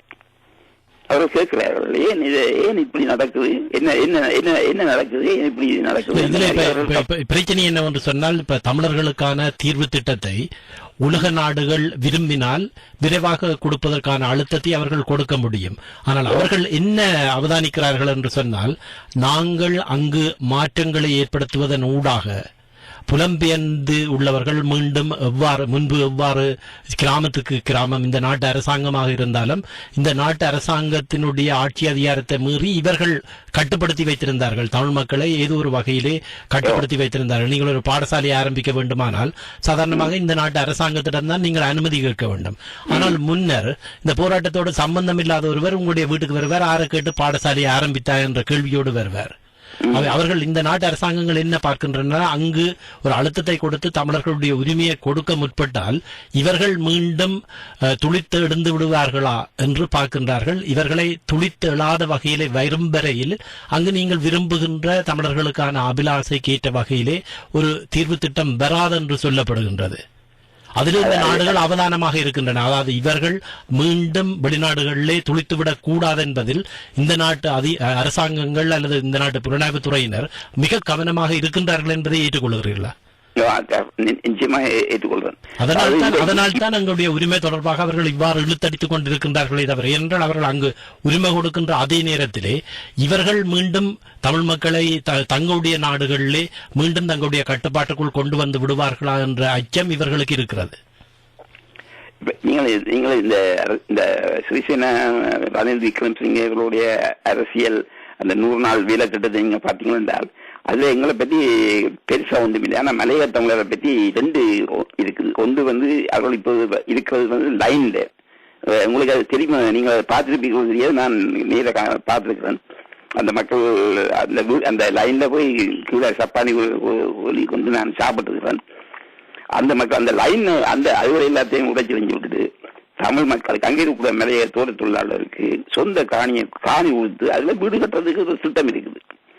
அது 1. 2, மலைய தமிழர்ல இன்றைக்கு கல்வி சில இடத்துல தமிழ்ல கல்வி ஏற்க முடியாத நிலைமை இருக்கிறது. அப்படியான இடத்துல பள்ளிக்கூடம் கட்டி அங்கே தமிழ் ஆசிரியர்களை நியமிச்சு தமிழ் பிள்ளைகள் தமிழ்லேயே படிக்கிறது வசதி செய்து கொடுக்கப்படும் சொல்லி சிறிசேனா இந்த 100 நாள் திட்டத்துல போட்டிருக்கிறார். இது மலைய தமிழர்களை பொறுத்தவரை இது பெரிய ஒரு முன்னேற்றம். மற்ற அது மட்டுமில்லை, நீங்க பாருங்க இந்த முறை மலையக தமிழர்ல ஒரு முழு அமைச்சர் பதவி கொடுத்துருக்காரு. அது சும்மா சாதாரண பதவி இல்லை, இந்த மேம்பாடு பொருளாதார மேம்பாடு தொடர்பான ஒரு பதவியை கொடுத்துருக்காரு. இன்னும் தொண்டமானுக்கு ராஜபக்ச கொடுத்த பதவி கால்நடை அமைச்சர். அதுபோலதான் ராதாகிருஷ்ணன் சொல்லி அவரும் ஒரு மலைநாடு தமிழர், அவருக்கு ராஜாங்க அமைச்சர் பதவி கொடுத்துருக்காங்க. அதனுடைய அங்க மாற்றம் நடக்குது. ஆனா அதுக்கு நாங்கள் என்ன செய்யணும் சொன்னால் அந்த மாற்றத்தை கொஞ்சம் கொஞ்சமாக நாங்கள் அவர்களோட சேர்ந்து, இப்ப உங்களுக்கு தெரியும் அவர்கள் புதிய யாப்பு, புத்தம் புதிய முற்றிலும் புதிய ஒரு யாப்பை அவர்கள் இதை இருக்கிறார்கள். அதுல எங்கெந்த பங்களிப்பும் கேட்கப்படும். நாங்களும் அதில் இருப்போம், தமிழ் தேசிய கூட்டமைப்பும் அதுல இருப்போம். அந்த நேரத்தில் நாங்கள் இந்த 13வது சட்ட திருத்தம் எங்க பிரச்சனைக்கு தீர்வு நாங்கள் ஒரு நாளுமே சொல்லல. அது ஆரம்ப புள்ளின்னு சொன்ன மொழி, அது தீர்வு நாங்கள் ஒரு நாளுமே சொல்ல மாட்டோம். அப்படியால் இந்த அரசை நாங்கள் என்ன செய்யணும் சொன்னால் எங்களுடைய நலத்துக்காக, எங்களுடைய சுயநலத்துக்காக இந்த அரசை நாங்கள் பாதுகாக்கணும், காப்பாற்றணும். உங்களுக்கு அன்றைக்கு நுகர்கொடையிலே ஒரு பெரிய ஒரு கூட்டம் நடந்தது. அதுக்கு ஊர் மொழியிலே பேருந்துகள் எல்லாம் ஆக்கள் கிட்டத்தட்ட ஒரு 10,000 20,000 பேர் அங்க கூடியிருக்கிறார்கள். அதனுடைய ராஜபக்சனுடைய ஆதரவாளர்கள் இன்னும் இருக்கிறார்கள். ராஜபக்ச உங்களுக்கு தெரியும் போன தேர்தலில் 4,49,000 வாக்குகள் தான் தோத்தது. அங்க உள்ள 22 தேர்தல் மாவட்டங்கள்ல 10 மாவட்டங்கள் வெற்றி பெற்றிருக்கிறார். அங்க தென்னிலங்கையில இருக்கிற மாவட்டங்கள்ல 16 மாவட்டங்கள 10 வென்றிருக்கிறார். இந்த நுவரேலியா தென்னிலங்கையில நுவரேலியா தவிர மற்ற மாவட்டங்கள் எல்லாம் மற்ற 10 மாவட்டங்களை அவர் வென்றிருக்கிறார். இதை நாங்கள் கணக்கில் எடுக்கணும். அதனுடைய நாங்கள் எங்களுடைய பாதையில நாங்கள் எடுத்து வைக்கிற ஒவ்வொரு அடியையும் கவனமாக எடுத்து வைக்கணும். அங்க உள்ள நீங்கள் இந்த அரசை நீங்கள் வீழ்த்தினால் அல்லது வீழ்த்த உதவினால், நாங்கள் வீழ்த்த மாட்டோம், வீழ்த்த உதவினால் அந்த மற்ற சக்திகளுக்கு நாங்கள் அவங்களுக்கு தடிய கொடுத்து நாங்கள் அடி வாங்கினால் என்ன நடக்கும்? ராஜபக்ச திரும்பி வருவார், வந்தால் பழகி வாங்குவார். ஏன்னா தேர்தல் தோத்த அந்த அதிகாலை 8ஆம் தேதி தேர்தல் 9ஆம் தேதி அதிகாலை ஹெலிகாப்டர்ல அங்க போய் மதுமல்லரை சொல்லி அவருடைய சொந்த ஊர்ல இறங்குவார். அங்க அவருடைய ஊரை அதை பார்க்கிறார்கள், ஆதரவு சொல்றார்கள். இவர் என்ன சொன்னார் சொன்னால் வடகிழக்குல உள்ள தமிழ் வாக்கு வங்கி, மலையத்தில் உள்ள வாக்கு வங்கி, இந்த வாக்களால் தான் நான் தோற்கடிக்கப்பட்டேன், மற்றபடி நான் தோற்கவில்லை. சிங்களவர்கள் என்ன தோற்கடிக்கவில்லை என்று அப்ப சொல்றார். இப்ப எல்லாம் இடைக்கிற சொல்றது என்னன்னு சொன்னால், நான் தான் இந்த வடகிழக்கை கொண்டு போய் இதோட இணைத்து விட்டுட்டேன், இந்த மற்ற நாட்டோட மற்ற பிரதேசங்களோட. அப்படி நான் செய்யாம விட்டிருந்தால் நான் தான் தொடர்ந்து ஜனாதிபதியா இருந்திருப்பேன் சொல்லி அது வெட்ட வெளிச்சமா சொல்றேன். அதனுடைய நாங்கள் கவனமா இருக்கணும். நாங்கள் நாங்கள் பழைய காலத்துல ராஜதந்திரம் ஒன்றும் இல்லாமல் தான் நாங்கள் தனிமைப்படுத்தப்பட்டோம். உங்களுக்கு தெரியும், தனியத்தான் நாங்கள் இந்த உலகத்துல வந்து ஒரு நாடு எங்களோட பக்கத்துல இன்னைக்கு இருக்கே இல்லை. இன்று கூட அனுதாபம் தான் இருக்கிறதை தவிர இன்னும் பக்கத்துக்கு நெருங்கி வரவில்லை அவர்கள். அது எங்களை பொறுத்தது, அது எங்களுடைய நடவடிக்கையை பொறுத்தது. இப்ப நாங்கள் இந்த ஆட்சி மாற்றத்தை கொண்டு வந்து கரம் சொன்னது போல யாரு கொண்டு வந்தது? இந்தியாவும் அமெரிக்காவும் தான் கொண்டு வந்திருக்கிறார் இந்த ஆட்சி மாற்றத்தை. அது அவருடைய சில பேர் சொல்லக்கூடும், அமெரிக்கா வந்து சீனாவில் இந்த வேலையில அமெரிக்கா இந்தியா இலங்கை வந்து சீனா இந்த வேலையில விழப்போகுது, அப்படித்தான் இந்த ஆட்சி மாற்றத்தை கொண்டு இருக்கிறார். சரி, அது ஒரு வாரத்துக்கு அதை ஒப்புக்கொள்வோம், அது அவர்களுடைய சுயநலம் வந்து சொல்லிக் கொள்வோம். அவர்களுடைய சுயநலத்தை நாங்கள் பயன்படுத்திக் கொள்ளலாம், எங்க நலனுக்கு நாங்கள் பயன்படுத்தணும். அதை பயன்படுத்துவதற்கு தமிழர்கள் தரப்பு ஒரு குரலாக ஒலிக்க வேண்டும். இப்ப இவியல் இந்த தமிழ் தேசிய மக்கள் முன்னணி அவியல் இவியல் எல்லாம் அவியல் வந்து இப்படி சத்தம் போடுகினோம் வெளியில இருக்கிறார்கள். அவர்களுக்கு அன்றைக்கு இங்க வந்து இந்த இங்க உள்ள ஒரு வானொலியில வந்து பேசின கஜேந்திரகுமார் சொன்னார், நீங்கள்லாம் எங்களுக்கு ஆதரவு தர்றீங்க, எங்க உள்ளூர்ல ஒரு தூரம் இல்லைன்னு சொல்லி. அதுபடியா இவியலால எங்களால் செய்யல. ஆனா அது நியூசன்ஸ் வேல்யூ. இதுல இப்படி கொஞ்சம் கொஞ்சமா பேசிக் கொண்டிருப்போம். அதை இந்த பத்திரிகைகளும் அப்படிதான், பத்திரிகைகளுக்கு கெட்ட செய்தி தான் நல்ல செய்தி, அதை பெருசா போடுவேன். இப்ப லண்டன்ல இந்த எரிச்ச வீரவாங்கள் எல்லாரும் அதே 40-50 பேர் தான். அங்க யாழ்ப்பாணத்துல கூட பெருசா அவியல் ஆக்கள் இல்லை. இது திடீரென்று கொண்டு போய் அதை எரிச்சது. அதுக்கு அனந்தி கொடுக்கிற விளக்கம் வேணும்னு சொன்னா அது உணர்ச்சி வசப்பட்டவர்கள் செய்து கொண்டார்கள். உணர்ச்சி வசப்பட்டவர்கள் என்னண்டு அந்த பொம்மையை வீட்டிலிருந்து கொண்டு வந்திருக்கிறார்கள். வீட்டிலிருந்து திட்டமிட்டபடியாக கொண்டு வச்சிருக்கிறீர்கள். அவர்களுடைய படத்தை எல்லாம் போட்டு எல்லாம் அது திட்டமிட்ட பின்னணி என்பது வெளிநாட்டில் இருந்துதான் அவர்களை இல்லை, அவர்கள் அந்த கைவிட்டு எண்ணக்கூடிய அந்த இலங்கையில் இருக்கக்கூடியவர்கள் என்ன நினைக்கிறார்கள் என்றால் இவர்கள் மாபெரும் சக்தி என்று நினைத்துக் கொள்ளுகிறார்கள். அண்மையிலே ஒருவருடன் உரையாட சந்தர்ப்பம் கிடைத்தது. அவர்களுடைய வேலை என்னவென்று சொன்னால், சுவிஸிலே ஏதாவது விழாக்கள் நடத்துகின்ற போது ஒரு பேச்சாளரை தேடுவார்கள். அப்ப உடனடியாக இவருக்குத்தான் தொலைபேசியூடாக தொடர்பு கொள்வார்கள். அப்ப இவர் ஒரு பேச்சாளரை தயார்படுத்துவார். அவரை தேடி பிடிக்கின்ற இடம் காலைகளிலே அவர் காலையிலேயே பியர் இருந்த கூடிய ஒரு சுவிஸ் நாட்டுக்காரர், முன்னிய சுவிஸ் கட்சியினுடைய நினைக்கிற ஒரு சோசலிஸ்ட் சார்பான கட்சியினுடைய பிரச்சாரத்துக்கு பொறுப்பாக இருந்தவர். பின்னர் அதிலிருந்து அவர் வெளியேறிவிட்டார்.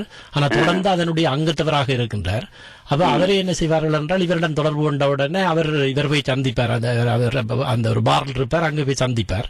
சந்திக்கின்ற போது அவர் கேட்பார், உங்களுடைய அண்மை கால கட்டுரைகள் எல்லாவற்றையும் கொண்டு வாருங்கள். உடனடியாக இவர்கள் இமெயிலில் அனுப்புவார்கள். அவர் கொண்டு போய் கொடுப்பார். கொடுத்தவுடன் அவர் வாசித்து விட்டு நன்றாக வெளிக்கிட்டு வரும்போது அவர் மிகப்பெரிய ஒரு அரசியல்வாதி மாதிரி மேடையில் தோற்றமளிப்பார். அவருடைய பேரையும் சொல்லியிருந்தால் நான் வேண்டுமானால் அடுத்த நிகழ்ச்சியை சொல்லுகின்றேன். அவர் எங்களுக்காக குரல் கொடுத்தவுடன் அவருடைய படத்தை எடுத்து தேசிய தலைவருக்கு அனுப்பப்படும்.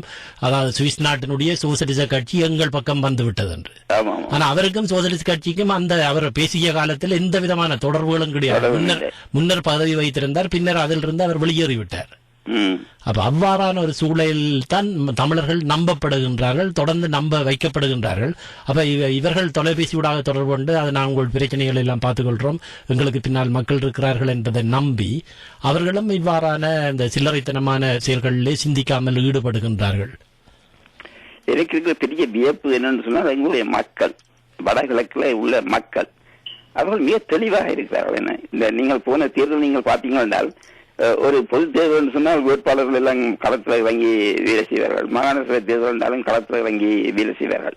ஆனா இது வந்து களத்தில் இறங்கி ஒரு சில நாட்கள் தான் வேலை செய்திருக்கிறார்கள். தமிழ் தேசிய கூட்டமைப்பை சேர்ந்தவர்கள், தமிழரசு கட்சியை சேர்ந்தவர்கள் ஒரு சில நாட்கள் தான் வேலை செய்திருக்கிறார்கள். ஒரு வாய்வழி மூலம் ஒரு பொதுக்கூட்டம் நடக்க இல்லை. சிறிசேனாவுக்கு ஆதரவாக வடக்குல கிழக்குல ஒரு பொதுக்கூட்டம் நடக்க இல்லை.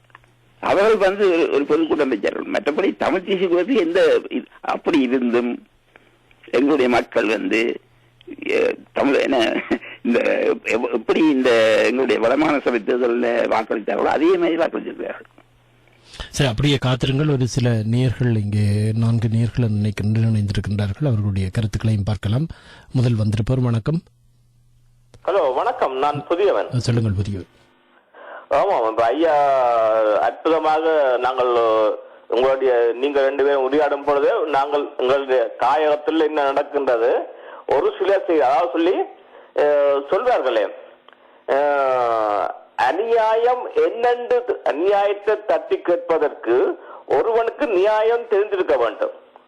நியாயம் தெரியாதவன் அநியாயத்தை தட்டி கேட்கிறான் சொன்னால் அவன் என்னத்துக்கு ஆசைப்படுறான் சொன்னால் தான் ஒரு கஜால் மன்னன், அவ்வளவுதான் அவனுடைய சிந்தனை.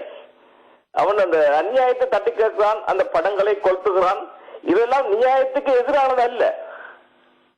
ஏன்னா அவனுக்கு தேவை கஜால், தன்னை முன்னிலைப்படுத்தணும். அதற்கு என்ன வழி?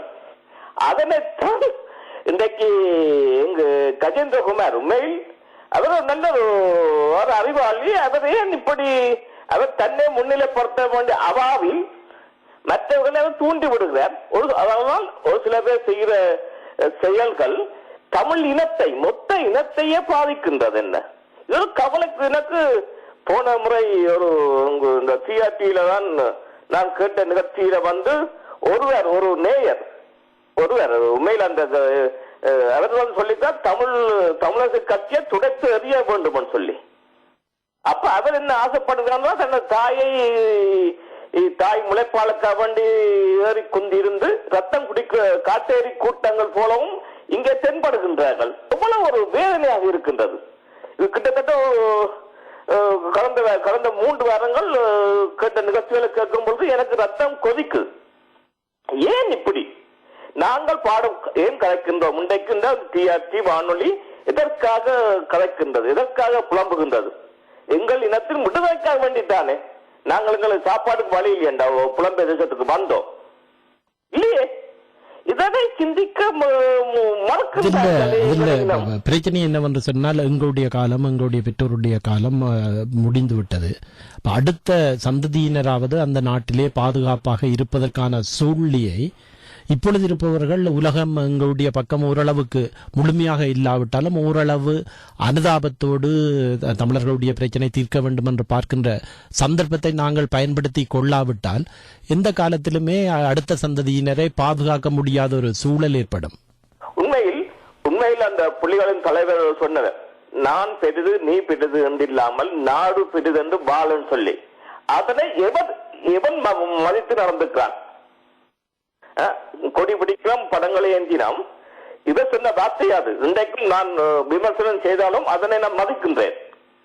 அதை சொன்னவர், நான் பெரிது நீ பெரிது என்று இல்லாமல் நாடு பெரிது என்று வாழ பழகிக்கொள்ளும் சொல்லி இன்னொரு வசனம் சொல்லிக்கிறார். என்னன்னு சொன்னால், ஒரு தவறு நடந்திருக்குன்னு சொன்னால் அந்த தவறு உள்ளேதான் இருக்கின்றது, வெளியில் அந்த தவறை தேடாதுன்னு சொல்லியிருக்கிறார். உதாரணத்துக்கு இப்ப தேசிய தலைவருடைய நிலையிலிருந்து நீங்கள் பாருங்கள், வெளிநாட்டிலே மேடைகளிலே நீங்கள் பார்க்கின்ற போது வெள்ளைக்காரர்கள் இவர்களாகவே பதவி கொடுப்பார்கள். அப்ப அவரால் அதனை சரியான முறையிலே உறுதி செய்ய முடியவில்லை என்றால் அந்த போர்க்கால சூழலிலே அவருக்கும் தொடர்புகள் இல்லாமல் இருந்து பிற்காலத்தில் அவர் ஓரளவுக்கு தெரிந்து கொண்டார். வெளிநாட்டில் என்ன நடக்கின்றது என்பதை ஓரளவு தெரிந்து கொண்டு மாற்றங்களை ஏற்படுத்த முற்பட்டிருந்தார். ஆனால் அதற்குள் கால அவகாசம் இல்லாமல் போய்விட்டது. அதற்குள்ள உலக நாடுகள் எங்களுக்கு எதிரான தீர்மானங்களின் அடிப்படையில் அந்த யுத்தத்துக்கு முழுமையான உதவிகளை முதல் ஆரம்ப காலகட்டத்தில் எங்களுக்கு உதவி செய்த நாடுகளே பின்னர் யுத்தத்துக்கு உதவி செய்பவர்களாக மாறிக்கொண்டார்கள். உதாரணத்துக்கு நீங்கள் பாருங்கள், பிரான்சிலே ஒரு பாராளுமன்றத்திலே ஒரு பாராளுமன்ற உறுப்பினர் தான் கலந்து கொள்ளுகின்றார். இவர்கள் பலரையும் கூட்டிச் சென்று ரோட்டில் இருந்தவர்களுக்கெல்லாம் கோட்டுகள் கொடுத்து கூட்டிச் சென்று அங்கே ஒரு பெரிய இது மாதிரியான ஒரு காட்சியை உங்களுக்கு படமாக எடுத்து காட்டுகின்றார்கள். அப்போ அங்கே நாட்டில் உள்ளவர்களை பாருன்ற பிரெஞ்சு பாராளுமன்றமே எங்களுடைய பக்கம் வந்து விட்டது என்ற இவர்களுக்கு தெரியும். அங்கே பிரெஞ்சு பாராளுமன்றத்திலேயே எந்த விதமான ஆதரவும் கிடையாது என்று. அப்ப அங்குள்ள மக்கள் நம்பிக்கொள்ளுகின்றார்கள். அந்த நம்பிக்கை, அதாவது இவர்கள் என்ன செய்கின்றார்கள், நம்ப வைத்து தங்களுடைய இருப்பை உறுதிப்படுத்துகின்றார்களே தவிர அதனால அடுத்த எதிர்கால சந்ததியினருக்கு எந்த விதமான நன்மைகளும் கிடைக்க போறதில்லை. இன்றைக்கு நாங்கள் என்னத்துக்காக வேண்டி எங்களுக்கு எந்த குறையும் இல்லை.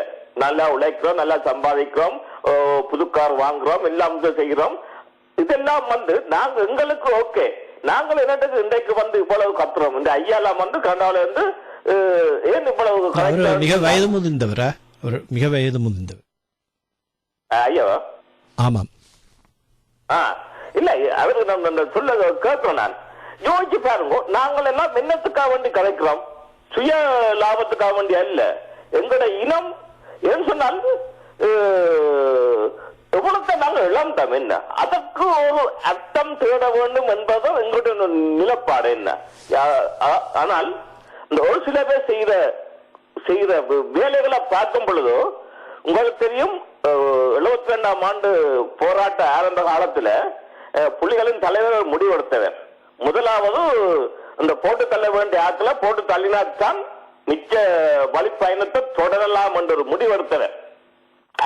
அதே முடிவு இன்றைக்கு மக்கள் எடுக்க வேணும். எங்கட தாயக மக்கள் அதே முடிவு எடுக்க வேணும். இனம் கண்டு திரும்பவும் நாங்கள் புல்லுரிவுகளை இனம் காண வேண்டிய கட்டாயத்தில் இருக்கின்றோம். இல்லையே நாங்கள் தொடர்ந்து அழிந்து போகும் இனமாக இருக்க முடியாது. ஆகவே தாயக தமிழர்கள், நாங்க புலம்பெயர் தமிழர்கள் உண்மையில் அதனை எங்களை வாக்க முறைகளை சொல்ல போனால் நாங்கள் இதுகளை கதைப்பதற்கு அருகதை அற்றவர்கள். என்று சொன்னால் அப்படிங்கிற நிலைமை இருக்கு. 4 பணத்தை சம்பாதித்து வச்சு அந்த நீரோட்டத்தில் நாங்கள் ஓட வேண்டிய கட்டத்தில் இருக்கிறோம். எங்களை ஓட்டம் வேறு. ஆனா தாய தமிழர்கள் அன்றைக்கு எடுத்துக்கொண்ட முடிவு, அதாவது கொஞ்சம் பேரை போட்டு தள்ளினாத்தான் எங்களுடைய இனம் விடுதலை அடையும் என்று புலிகளின் தலைவர் முடிவெடுத்தது அன்றைக்கு நாங்கள் விமர்சனம் செய்தோம். ஆனால் சரியா படுகிறது. அதே மாதிரி இன்றைக்கு தாயக மக்கள் முடிவெடுக்கணும். யாரை சரியாக இனம் கண்டு எதிர்கால சந்ததியை வளர்த்தெடுக்க வேணும். அதற்கு நாங்கள் பக்குவமையாக இருக்க வேணும் என்பதுதான் இன்றைக்கும் நான் ஆதங்கப்படுகிற கருத்து. இங்குள்ள நான் பெருசாக தொடர்பு வைத்துக் கொள்றேன். காரணம் என்ன சொன்னால், இதற்கு காலத்துக்கு ஏற்ற மாதிரி அந்த பப்பால் கூட்டங்கள் சொல்லி நம்ம தமிழ்ல சொல்ல போனால் ஆள் பலத்தால் அங்க, அரசு பலத்தால் இங்கேன்னு சொல்லி இதுவா வாழ்க்கை. ஆகவே தசனே உங்களுடைய நிகழ்ச்சியை இன்றைக்கு நான் இப்ப வேலை முடிஞ்சு வேலை லேட்டா போனாலும் கேட்டதுக்கு சந்தோஷம். அதனுடைய மறு ஒலிபரப்பை எங்களது TRT-tamilari.com என்ற இணையதளத்தில் அரசியல் சமூக மேடு என்பதை அழுத்தி கேட்கலாம் என்பதை அறிவித்திருக்கின்றோம். நன்றி. அவரை தொடர்ந்து இங்கே காத்திருப்பவர்களில் அடுத்து காத்திருப்பவரை பார்க்கலாம். வணக்கம். வணக்கம். ஒரு நீண்டமாக காத்திருந்தார் நினைக்கின்றேன். அவர் தனது தொடர்பை துண்டித்திருக்கிறாரா இல்லையோ தெரியவில்லை. அவர் காத்திருக்கிறீர்களா? சரி, அவர் தொடர்பு துண்டிக்கப்பட்டிருக்கிறார் நினைக்கிறேன். நீங்க தொடர்ந்து ஜீவன் என்று நினைக்கிறேன். வணக்கம், நான் ஜீவன்.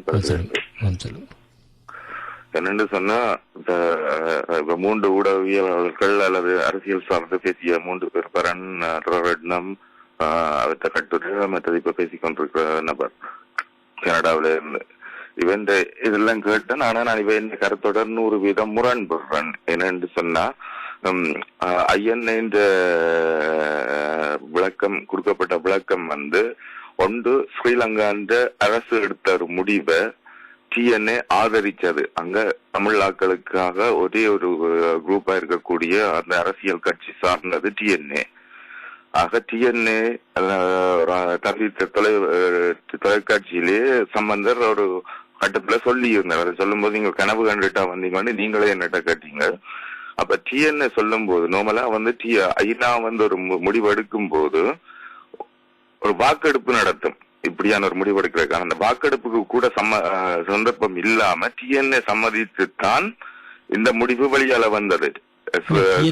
என்ன வாக்கெடுப்பு நடத்து இல்ல, நார்மலா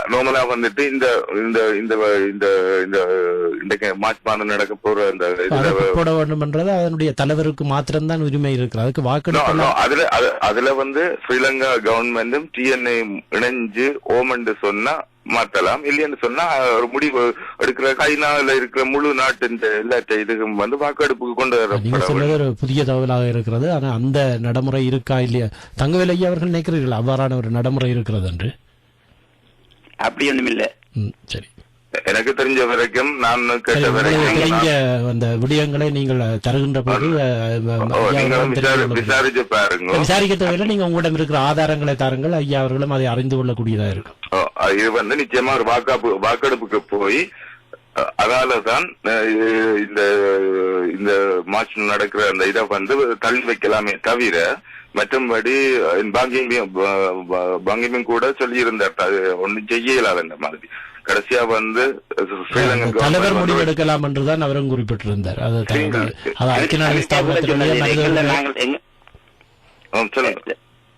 அமெரிக்கா கூட சொன்னது இந்த முடிவு வந்து அவர் தலைவரை பொறுத்தது. நாங்கள் கூட ஒன்றும் சொல்லியாது. அது தலைவரை இந்த முடிவு தான் சொல்லுவோம். அவர் தான் ஆணையாளர்களுடைய முடிவு தான் இது. நாங்கள் போய் என்ன, அதாவது வந்து தமிழ் சரி, ஜீவன் அவர்களிடம் ஒரு கேள்வி. சம்பந்தன், சுமந்திரன் போன்றவர்களுக்கு தமிழர்களுக்கு உரிமை கிடைக்கப்படாதோ இது என்ற ஆசையோடு இருப்பவர்கள் நீங்கள் மட்டும்தான் உறுதியானவர் நினைக்கிறீர்களா? இல்ல, நான் மட்டும் உறுதியானவர் சொல்லல, சம்பந்தன் உறுதியானவர் சொல்லல, சுமந்திரன் உறுதியானவர் சொல்லல. ஆனா இந்த இடத்துல வந்துட்டு என்னன்னு சொன்னா, இப்ப புலம்பெயர்ந்த புலிகள் அமைப்பு சொன்ன அமைப்பிலே நான் இல்ல. ஆனா நான் ஒரு விஷயத்தை தெளிவா சொல்றேன். இந்த இடத்துல சம்பந்தனோ அல்லது சுமந்திரனோ ஒரு தவறான ஒரு அணுகுமுறையை நடத்தி இருக்கிறோம். என்ன அணுகுமுறை என்றதை தெளிவுபடுத்துங்கள். அவர் வந்து நிச்சயமா தாங்கள் வந்து இந்த ஐநாக்கு இன்னொரு தரம் போக தேவையில்லை என்று சொல்லிட்டு வெளிப்படையாக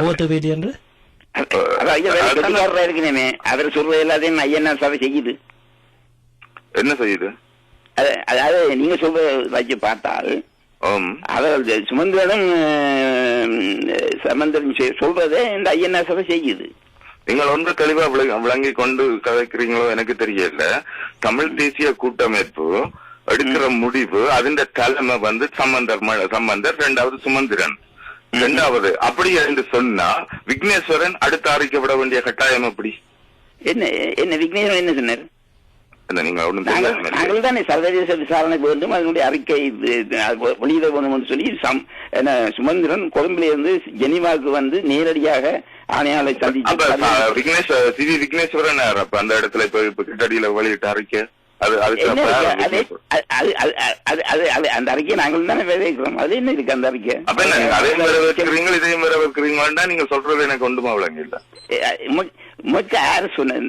தயவு செய்து சொல்லும். உமக்கு யாரு சொன்னது? நாங்கள் என்ன சுமந்திரன் கேட்டுதான் இந்த உலக விசாரணைக்கு அவர் ஒப்புக்கொண்டவர். அதாவது இந்த விசாரணை இவருடைய வாதம் என்னவென்றால் சுமந்திரன் சம்பந்தன் அவர்கள் கேட்டுத்தான் இந்த அறிக்கை பிற்போடப்பட்டது என்ற வாதத்தை ஜீவன் நான் அதைத்தான் வைக்கிறேன். நீங்கள் சிரிக்கிறது அது உங்களுக்கு இப்போதைக்கு சந்தோஷமா இருக்கு. அவர் சரியான கெட்டிக்காரதா இருக்கும். சொல்வதை கேட்கிறது என்றால் இல்லைன்னு சொன்னா புலம்பெயர்ந்த புலிகள் என்று சொன்னா இந்த புலம்பெயர்ந்த புலிகள் வந்து எந்த ஒரு புலியா ஒருவரும் சொல்லவில்லையே. அதாவது வந்து தமிழர்களை பொறுத்தவரையில் தமிழர்களுக்கு விருப்பம் அந்த அறிக்கை வெளிவருவதுதான் விருப்பம். அதுல எந்த விதமான மாற்று கருத்து இல்லை. சம்பந்தன் அவர்களும் சொல்லுகின்றார், அறிக்கை வந்தாலும் சந்தோஷம், வராவிட்டாலும் எங்களுக்கு ஒரு இழப்பு, வராவிட்டாலும் எங்களுக்கு ஒரு இழப்பு இல்லை. ஏனென்று இல்ல இழப்பு, அதாவது வந்து சரி, நாளைக்கு ஐக்கிய நாடுகள் ஸ்தாபனம் அறிக்கையை விட மாட்டேன் என்று சொன்னால் கூட தமிழர்களால் என்ன செய்ய முடியும்?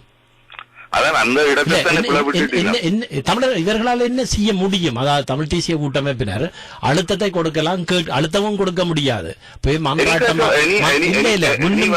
முன்னரும் சரி, தமிழர் தரப்பு என்பது முன்னரும் சரி பின்னரும் சரி பவ்யமாக நாங்கள் கேட்கலாமே தவிர எங்களிடம் வந்து அழுத்தம் கொடுப்பதற்கான அழுத்தம் கொடுக்கக்கூடிய வகையிலோ அல்லது உலகம் கேட்கக்கூடிய வகையிலோ நாங்கள் யாருமே கிடையாது. அதாவது வந்து உலகத்துக்கிட்ட வந்து நாங்கள் பவ்யமாக கேட்டு விஷயத்தை பெறலாமே தவிர யூதர்கள் மாதிரி நாங்கள் நிலைத்து நின்று துணிந்து நின்று போய் இப்படித்தான் செய்ய வேண்டும் என்று சொல்லக்கூடிய வகையிலே எங்களிடம் தயார் நிலைகள் இல்லை. இனியாவது அந்த தயார் நிலையை உருவாக்கினால்தான் அடுத்த சந்ததியினர் இலகுவாக அந்த நாட்டிலே சுதந்திரத்தோடு வாழ்வதற்கான செயல் திட்டம் தான் தேவை என்பதற்காகத்தான் இந்த நிகழ்ச்சியை நாங்கள் நடத்தி கொண்டிருக்கின்றோம். அதைத்தான் நான் கேட்டு கழிச்சு கொண்டிருக்கேன். அதற்காக நீங்கள் இவர்கள் சொல்லித்தான் என்ற அந்த பொய்யான குற்றச்சாட்டுகளை முன்வைக்காது. எந்த விதமான ஆதாரம் இருந்தால் சொல்லுங்கள். சுமந்திரனும் சம்பந்தன் அவர்களும் கேட்டுத்தான் சுமந்திரனும் சம்பந்தன் அவர்களும் கேட்டுத்தான் இவர்கள் இதை பிற்போட்டார்கள் என்பதற்கு என்ன ஆதாரம் உங்களிடம் இருக்கிறது? தந்தி டிவிலே அதை கொடுத்த பேட்டியிலே இருக்கு நேரடியா. தாங்கள் இப்போதைக்கு வேண்டாம் என்றது சம்பந்தம் நேரடியா சொன்னது இருக்குது. இது மாதிரி தான் நீங்க பல விடயங்களே வாதங்களே, அதாவது ஜனாதிபதி மஹிந்த ராஜபக்ச 3வது முறை இங்கே போட்டியிட மாட்டார் என்றெல்லாம் அடித்து பல தடவைகள் மக்கள் மத்தியிலே கருத்துக்களை பரப்பிக் கொண்டிருந்தவர்கள். ஆனால் கடைசியாக போட்டியிட்டு தான் இருந்தார். இல்ல, அவர் போட்டியிட்டார். இப்போ அவர் தானே வென்றிருக்கிறார். மஹிந்த ராஜபக்ச அந்த பக்கம் தான் இப்ப அடுத்த நடக்க போறதும் அதான் நடக்க போகுது. எதிர்ப்பு கூறல் தேவையில்லை, எங்களுக்கு நடைமுறைக்கு சார்பான கருத்துக்கள் தான் தேவை. ஜனாதிபதி அவர்தான் இன்றைக்கு ஜனாதிபதி இதெல்லாம் அவரா கொண்டிருக்கிறார். இல்ல அது அவற்ற கட்சியில சொல்லுங்க. கட்சி சரி, ஆனா கொள்கை மாறு என்ன சரி, தொடர்பு துண்டித்திருக்கின்றார். சரியா? சரி, நிறைவாக நீங்கள் உங்களுடைய கருத்துக்களை குறிப்பிடுங்கள். வேண்டுமானால் அடுத்த வாரமும் இதே தலைப்பில் தொடரலாம். அடுத்த வாரம் நாங்கள் இன்னொரு தலைப்பிலும் உரையாட வேண்டிய தேவை இருக்கிறது. குறிப்பாக தமிழ் தேசிய, அதாவது வெகு விரைவில் அதாவது புதிய கட்சிகளின் பதிவுக்கு தடையாக இருந்த முல்லைத்தீவு மாவட்ட பொதுக்குடியிருப்பு கரைத்துறை பெற்று பிரதேசபை தேர்தல்கள் நடைபெற்றுவிட்டதால் இந்த வருடம் சித்திரை மாதம் புதிய அரசியல் கட்சிகளை பதிவு செய்ய முடியும் என்று தேர்தல் திணைக்கள ஆணையாளர் இப்பொழுதே அழைப்பு விடுத்திருக்கின்றார். அது அனைவருக்கும் அழைப்பு விடுத்திருக்கிறார். அவை இந்த கூட்டமைப்பின் பதிவை வலியுறுத்த வேண்டிய ஒரு சூழல் இருக்கிறது. அது தொடர்பாகவும் இந்த தலைப்போடியொட்டி அடுத்த வாரமும் அது தொடர்பாக பார்க்கலாம் என்று நம்புகின்றோம். அதில் உள்ள தடைகள் என்ன, அதில் உள்ள நன்மைகள் என்ன, அதில் உள்ள தீமைகள் என்ன போன்ற விடயங்களை பார்க்கலாம் என்று நினைக்கின்றோம். முடிவாக இப்ப கடைசியா பேசின நேரம் எந்த விதமான ஆதாரம் இல்லை, எந்த விதமான அடிப்படையும் இல்லாமல் சம்பந்தரும் கேட்டுதான் இது அறிக்கை ஒத்தி போடப்பட்டது சொல்றார். உண்மையா நடந்து என்னன்னு சொன்னால் நாங்கள் இன்னொரு நேர் அப்பொழுது முதலிலே நீண்ட நேரம் காத்திருந்தார். பின்னர் அவருடைய தொடர்பு துண்டிக்கப்பட்டிருந்தார். அவர் இணைந்திருக்கிறார். அவருடைய கருத்தையும் கேட்கலாம். வந்திருப்பவர் உரையாடுங்கள். வணக்கம், நான் பாஸ்கரன் இருந்து. சொல்லுங்கள் பாஸ்கரன். வணக்கம் ஐயா தங்கவேல். வணக்கம் வணக்கம் வணக்கம் வணக்கம். இப்ப இந்த ஐநா கொண்டு வந்த தீர்மானம் பிற்படப்பட்டிருக்கு. அது ஐநா மனித உரிமை அறிக்கை பிற்போடப்பட்டிருக்கு. அது ஐநா மனித உரிமை அமைப்பின் முடிவு, அதோட அமெரிக்காவின் முடிவு. அதுல நாங்கள் பெரிதாக ஒன்று தலையிடையிலாது. அது நல்ல விஷயம் தான் நான் நினைக்கிறோம். சுதந்திரன் அதை வரவேற்றிருக்காரு. இப்ப நான் கேட்கிற ஒரே ஒரு கேள்விதான், இப்ப நீங்க இங்க வெளிநாடுகள்ல இருக்கிற சில சுதந்திர இந்த வாள்கள் அதை கொளுத்து அது பெரிய பிரச்சனையா நீங்க எடுத்துக்கொள்ள வேணா, அது பெரிய நெடுத்தான் நடக்குது. ரெண்டு பேர் வெளிநாடுகள் அவ்வாறு பார்க்கவில்லை. தமிழர்களுக்கு இடையில் இருக்கின்ற முரண்பாடுகளை ஒரு வித்தியாசமான கண்ணோட்டத்தில் தான் எங்களுக்கு ஓரளவு இப்ப தமிழர்களை பொறுத்தவரையில் இன்று ஏதாவது செய்யக்கூடும் என்றால் வெளிநாடுகளின் ஊடாக ஒரு செய்ய வேண்டும். முன்பு விடுதலை புலிகளுடைய காலம் என்பது வேறு. அங்க ஒரு பலம் பொருந்திய அமைப்பாக இருந்தார்கள். அவர்கள் நிலப்பிரதேசங்களை வைத்திருந்தார்கள். அப்பொழுது ஒரு தமிழர்களும் ஒரு பலம் பொருந்தியவர்களாக இருந்தார்கள். ஆனால் இன்றைய நிலைமை என்பது முற்றுமுழுதாக மாறி எங்களுக்கு யாராவது ஏதாவது செய்து தருவார்களா என்ற எதிர்பார்ப்போடு தான் அங்குள்ள மக்கள், இங்கே வெளிநாட்டில் உள்ளவர்களை விட்டுவிடுங்கள், அங்குள்ள மக்களும் அடுத்த சந்ததியினரும் எதிர்பார்த்து காத்திருக்கிறார்கள். சரி, நீங்க சொல்ற சரி. இப்ப வெளிநாடுகளில் உள்ள அமைப்புகள் தங்களுக்கு ஏற்ற மாதிரி தங்களுடைய அரசியல் நடவடிக்கை இல்ல ஆட்கள் சேர்க்கிறது அப்படியான விஷயங்களுக்காண்டி இதை செய்யறார்கள். பப்ளிசிட்டி இணையதளத்துல அதை பப்ளிசிட்டி தான் 2 பேர் தான் இருக்கிறார். ஒளிச்சிருந்து இருக்கிற மாதிரி தெரியும். நான் பார்த்தேன். அது சும்மா பப்ளிசிட்டிக்கு இருந்தால் நீங்க பெரிதா எடுத்துக்கலாம். உங்களுக்கு தெரியும், அங்க கூட்டமைப்பு தான் நாங்க மக்களுடைய முழுமையான வாக்குகளை பெற்ற ஒரு அமைப்பு. வெளிநாடுகள்ல இருந்து எதையுமே செய்யல, எதுவும் நடத்தினதும் இல்லை. நான் இப்ப ஒரே ஒரு கேள்விதான் கேட்கிறேன் ஐயா. நீங்கள் அதாவது மட்டக்களப்புல தம்பி யோகேசன் அவர் இன்றைக்கு பேட்டி கொடுத்திருக்கிறார். இந்த ஐநா சபை கொண்டு வந்த தீர்மானத்தை மார்ச் மாதம் கட்டாயம் நிறைவேற்ற வேண்டும் அவரே சொல்லியிருக்கு. அது கூட்டமைப்பு தானே. அப்ப இந்த என்ன துணிவில இப்படி சொல்றார்? நீங்க உங்களுக்குள்ளேயே மாறி மாறி கருத்துக்களை வெளியிட்டு இருக்கிறீர்கள். அவருடைய ஐயா கேட்டீர்களா? அவருடைய அந்த பேச்சை கேட்டீர்கள்? சரி, அந்த பேச்சை தருகின்ற இந்த கேளுங்கள். அவருடைய பேச்சை தந்ததன் பின்னர் பதிலளிங்க. உள்ளக விசாரணை ஒன்றை அவர்கள் மேற்கொண்டு சர்வதேச விசாரணைக்கு இடமளிக்க இருப்பதாக கூறுவதாக இருந்தால் அந்த உள்ளக விசாரணை நீதியாக நடைபெறுமா என்பது கேள்விக்குறியாக இருக்கின்றது. ஆகவே நியாயத்தின்படி, தர்மத்தின்படி, நீதியின்படி இந்த சர்வதேச விசாரணை வெளிவருகின்ற அறிக்கை எதிர்வரும் மார்ச் மாதம் வெளியிடப்பட வேண்டும். இதுதான் தமிழ் தேசிய கூட்டமைப்பு கோரிக்கொண்டிருப்பது.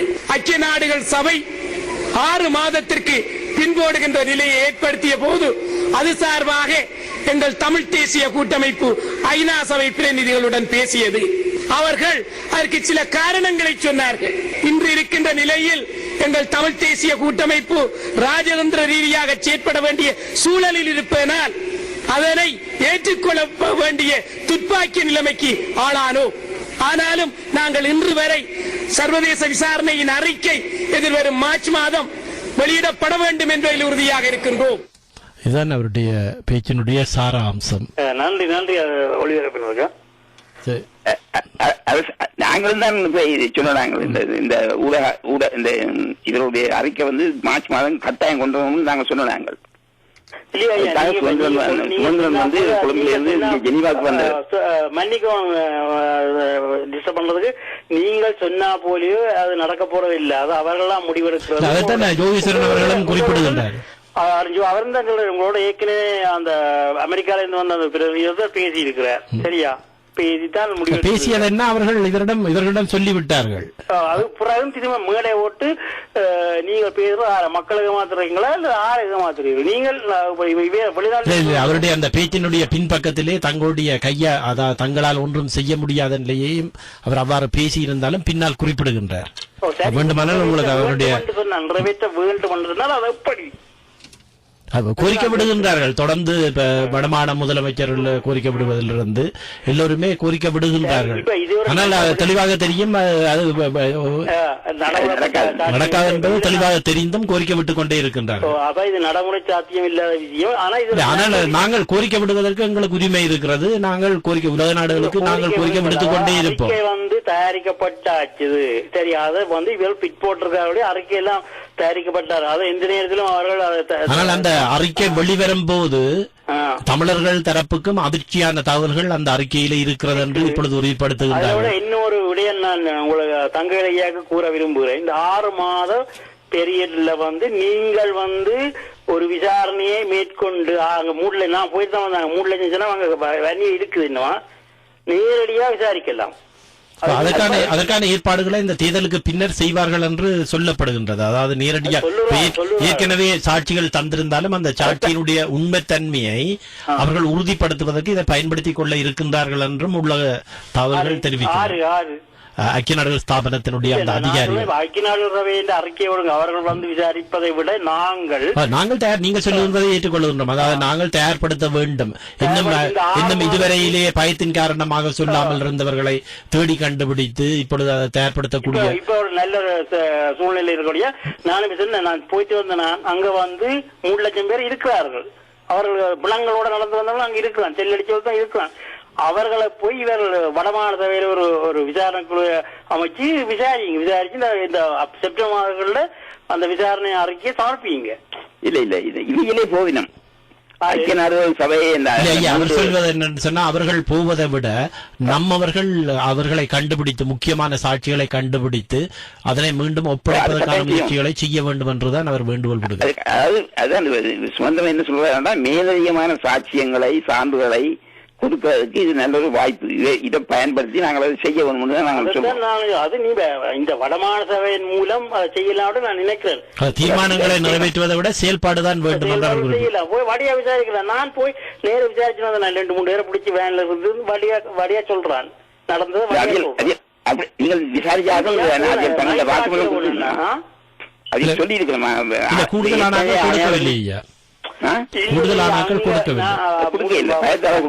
ஐயா வட்டுவாக்கால மேல வட்டுவாக்கால இருந்து எல்லா இடம் நான் போயிட்டு வந்தேன். அப்ப மைந்தர் ஆட்சியிலேயே அப்ப கொஞ்சம் பயம். இப்ப அப்படி இல்ல. போய் விசாரிச்சு நீங்கள் பதிஞ்சு கொண்டு வந்து கொடுக்கலாம். அது எங்களுக்கு ஒரு இதாக இருக்கும், ஒரு பதிவா இருக்கு. நடக்கும். ஐநா சபையை கொடுக்கறத விட எங்களுக்கு அந்த வரலாற்றை எழுதி வைக்கலாம். இல்ல நடக்கும். அரசாங்கம் சொல்லி இருக்குது, ஸ்ரீலங்கா அரசு சொல்லி இருக்குது. ஸ்ரீலங்கா அரசு வந்து இந்த மனித உரிமை ஆணையாளரை இலங்கைக்கு வர சொல்லி அழைப்பு கொடுத்துட்டு தான் போயிருக்கிறார். இவர் மங்கள சமதியில அவருடைய கட்டாயம் அந்த ஆணையாளர் வந்து அந்த நிபுணர் குழுவை கட்டாயம் இலங்கைக்கு அனுப்பி அங்க வந்து நேரடியாக விசாரிப்பார்கள். அதுக்கு நாங்கள் வற்புறுத்தணும். அது வற்புறுத்துவோம். சரி, இவை தொடர்பாக மேலதிகமான தவறுகளையும் வருகின்ற ஞாயிறு தின அரசியல் சமூக மேடையிலே பார்ப்போம். அதனை விட தமிழ் தேசிய கூட்டமைப்பின் பதிவு தொடர்பாக தமிழ் தேசிய கூட்டமைப்புக்குள் இருந்து கொண்டு தமிழரசு கட்சியை பலப்படுத்துவது சரியா பிழையா இது போன்ற விவரங்களையும் அடுத்த நிகழ்விலே சந்திப்போம். நன்றி ஐயா, வணக்கம். நன்றி, வணக்கம்.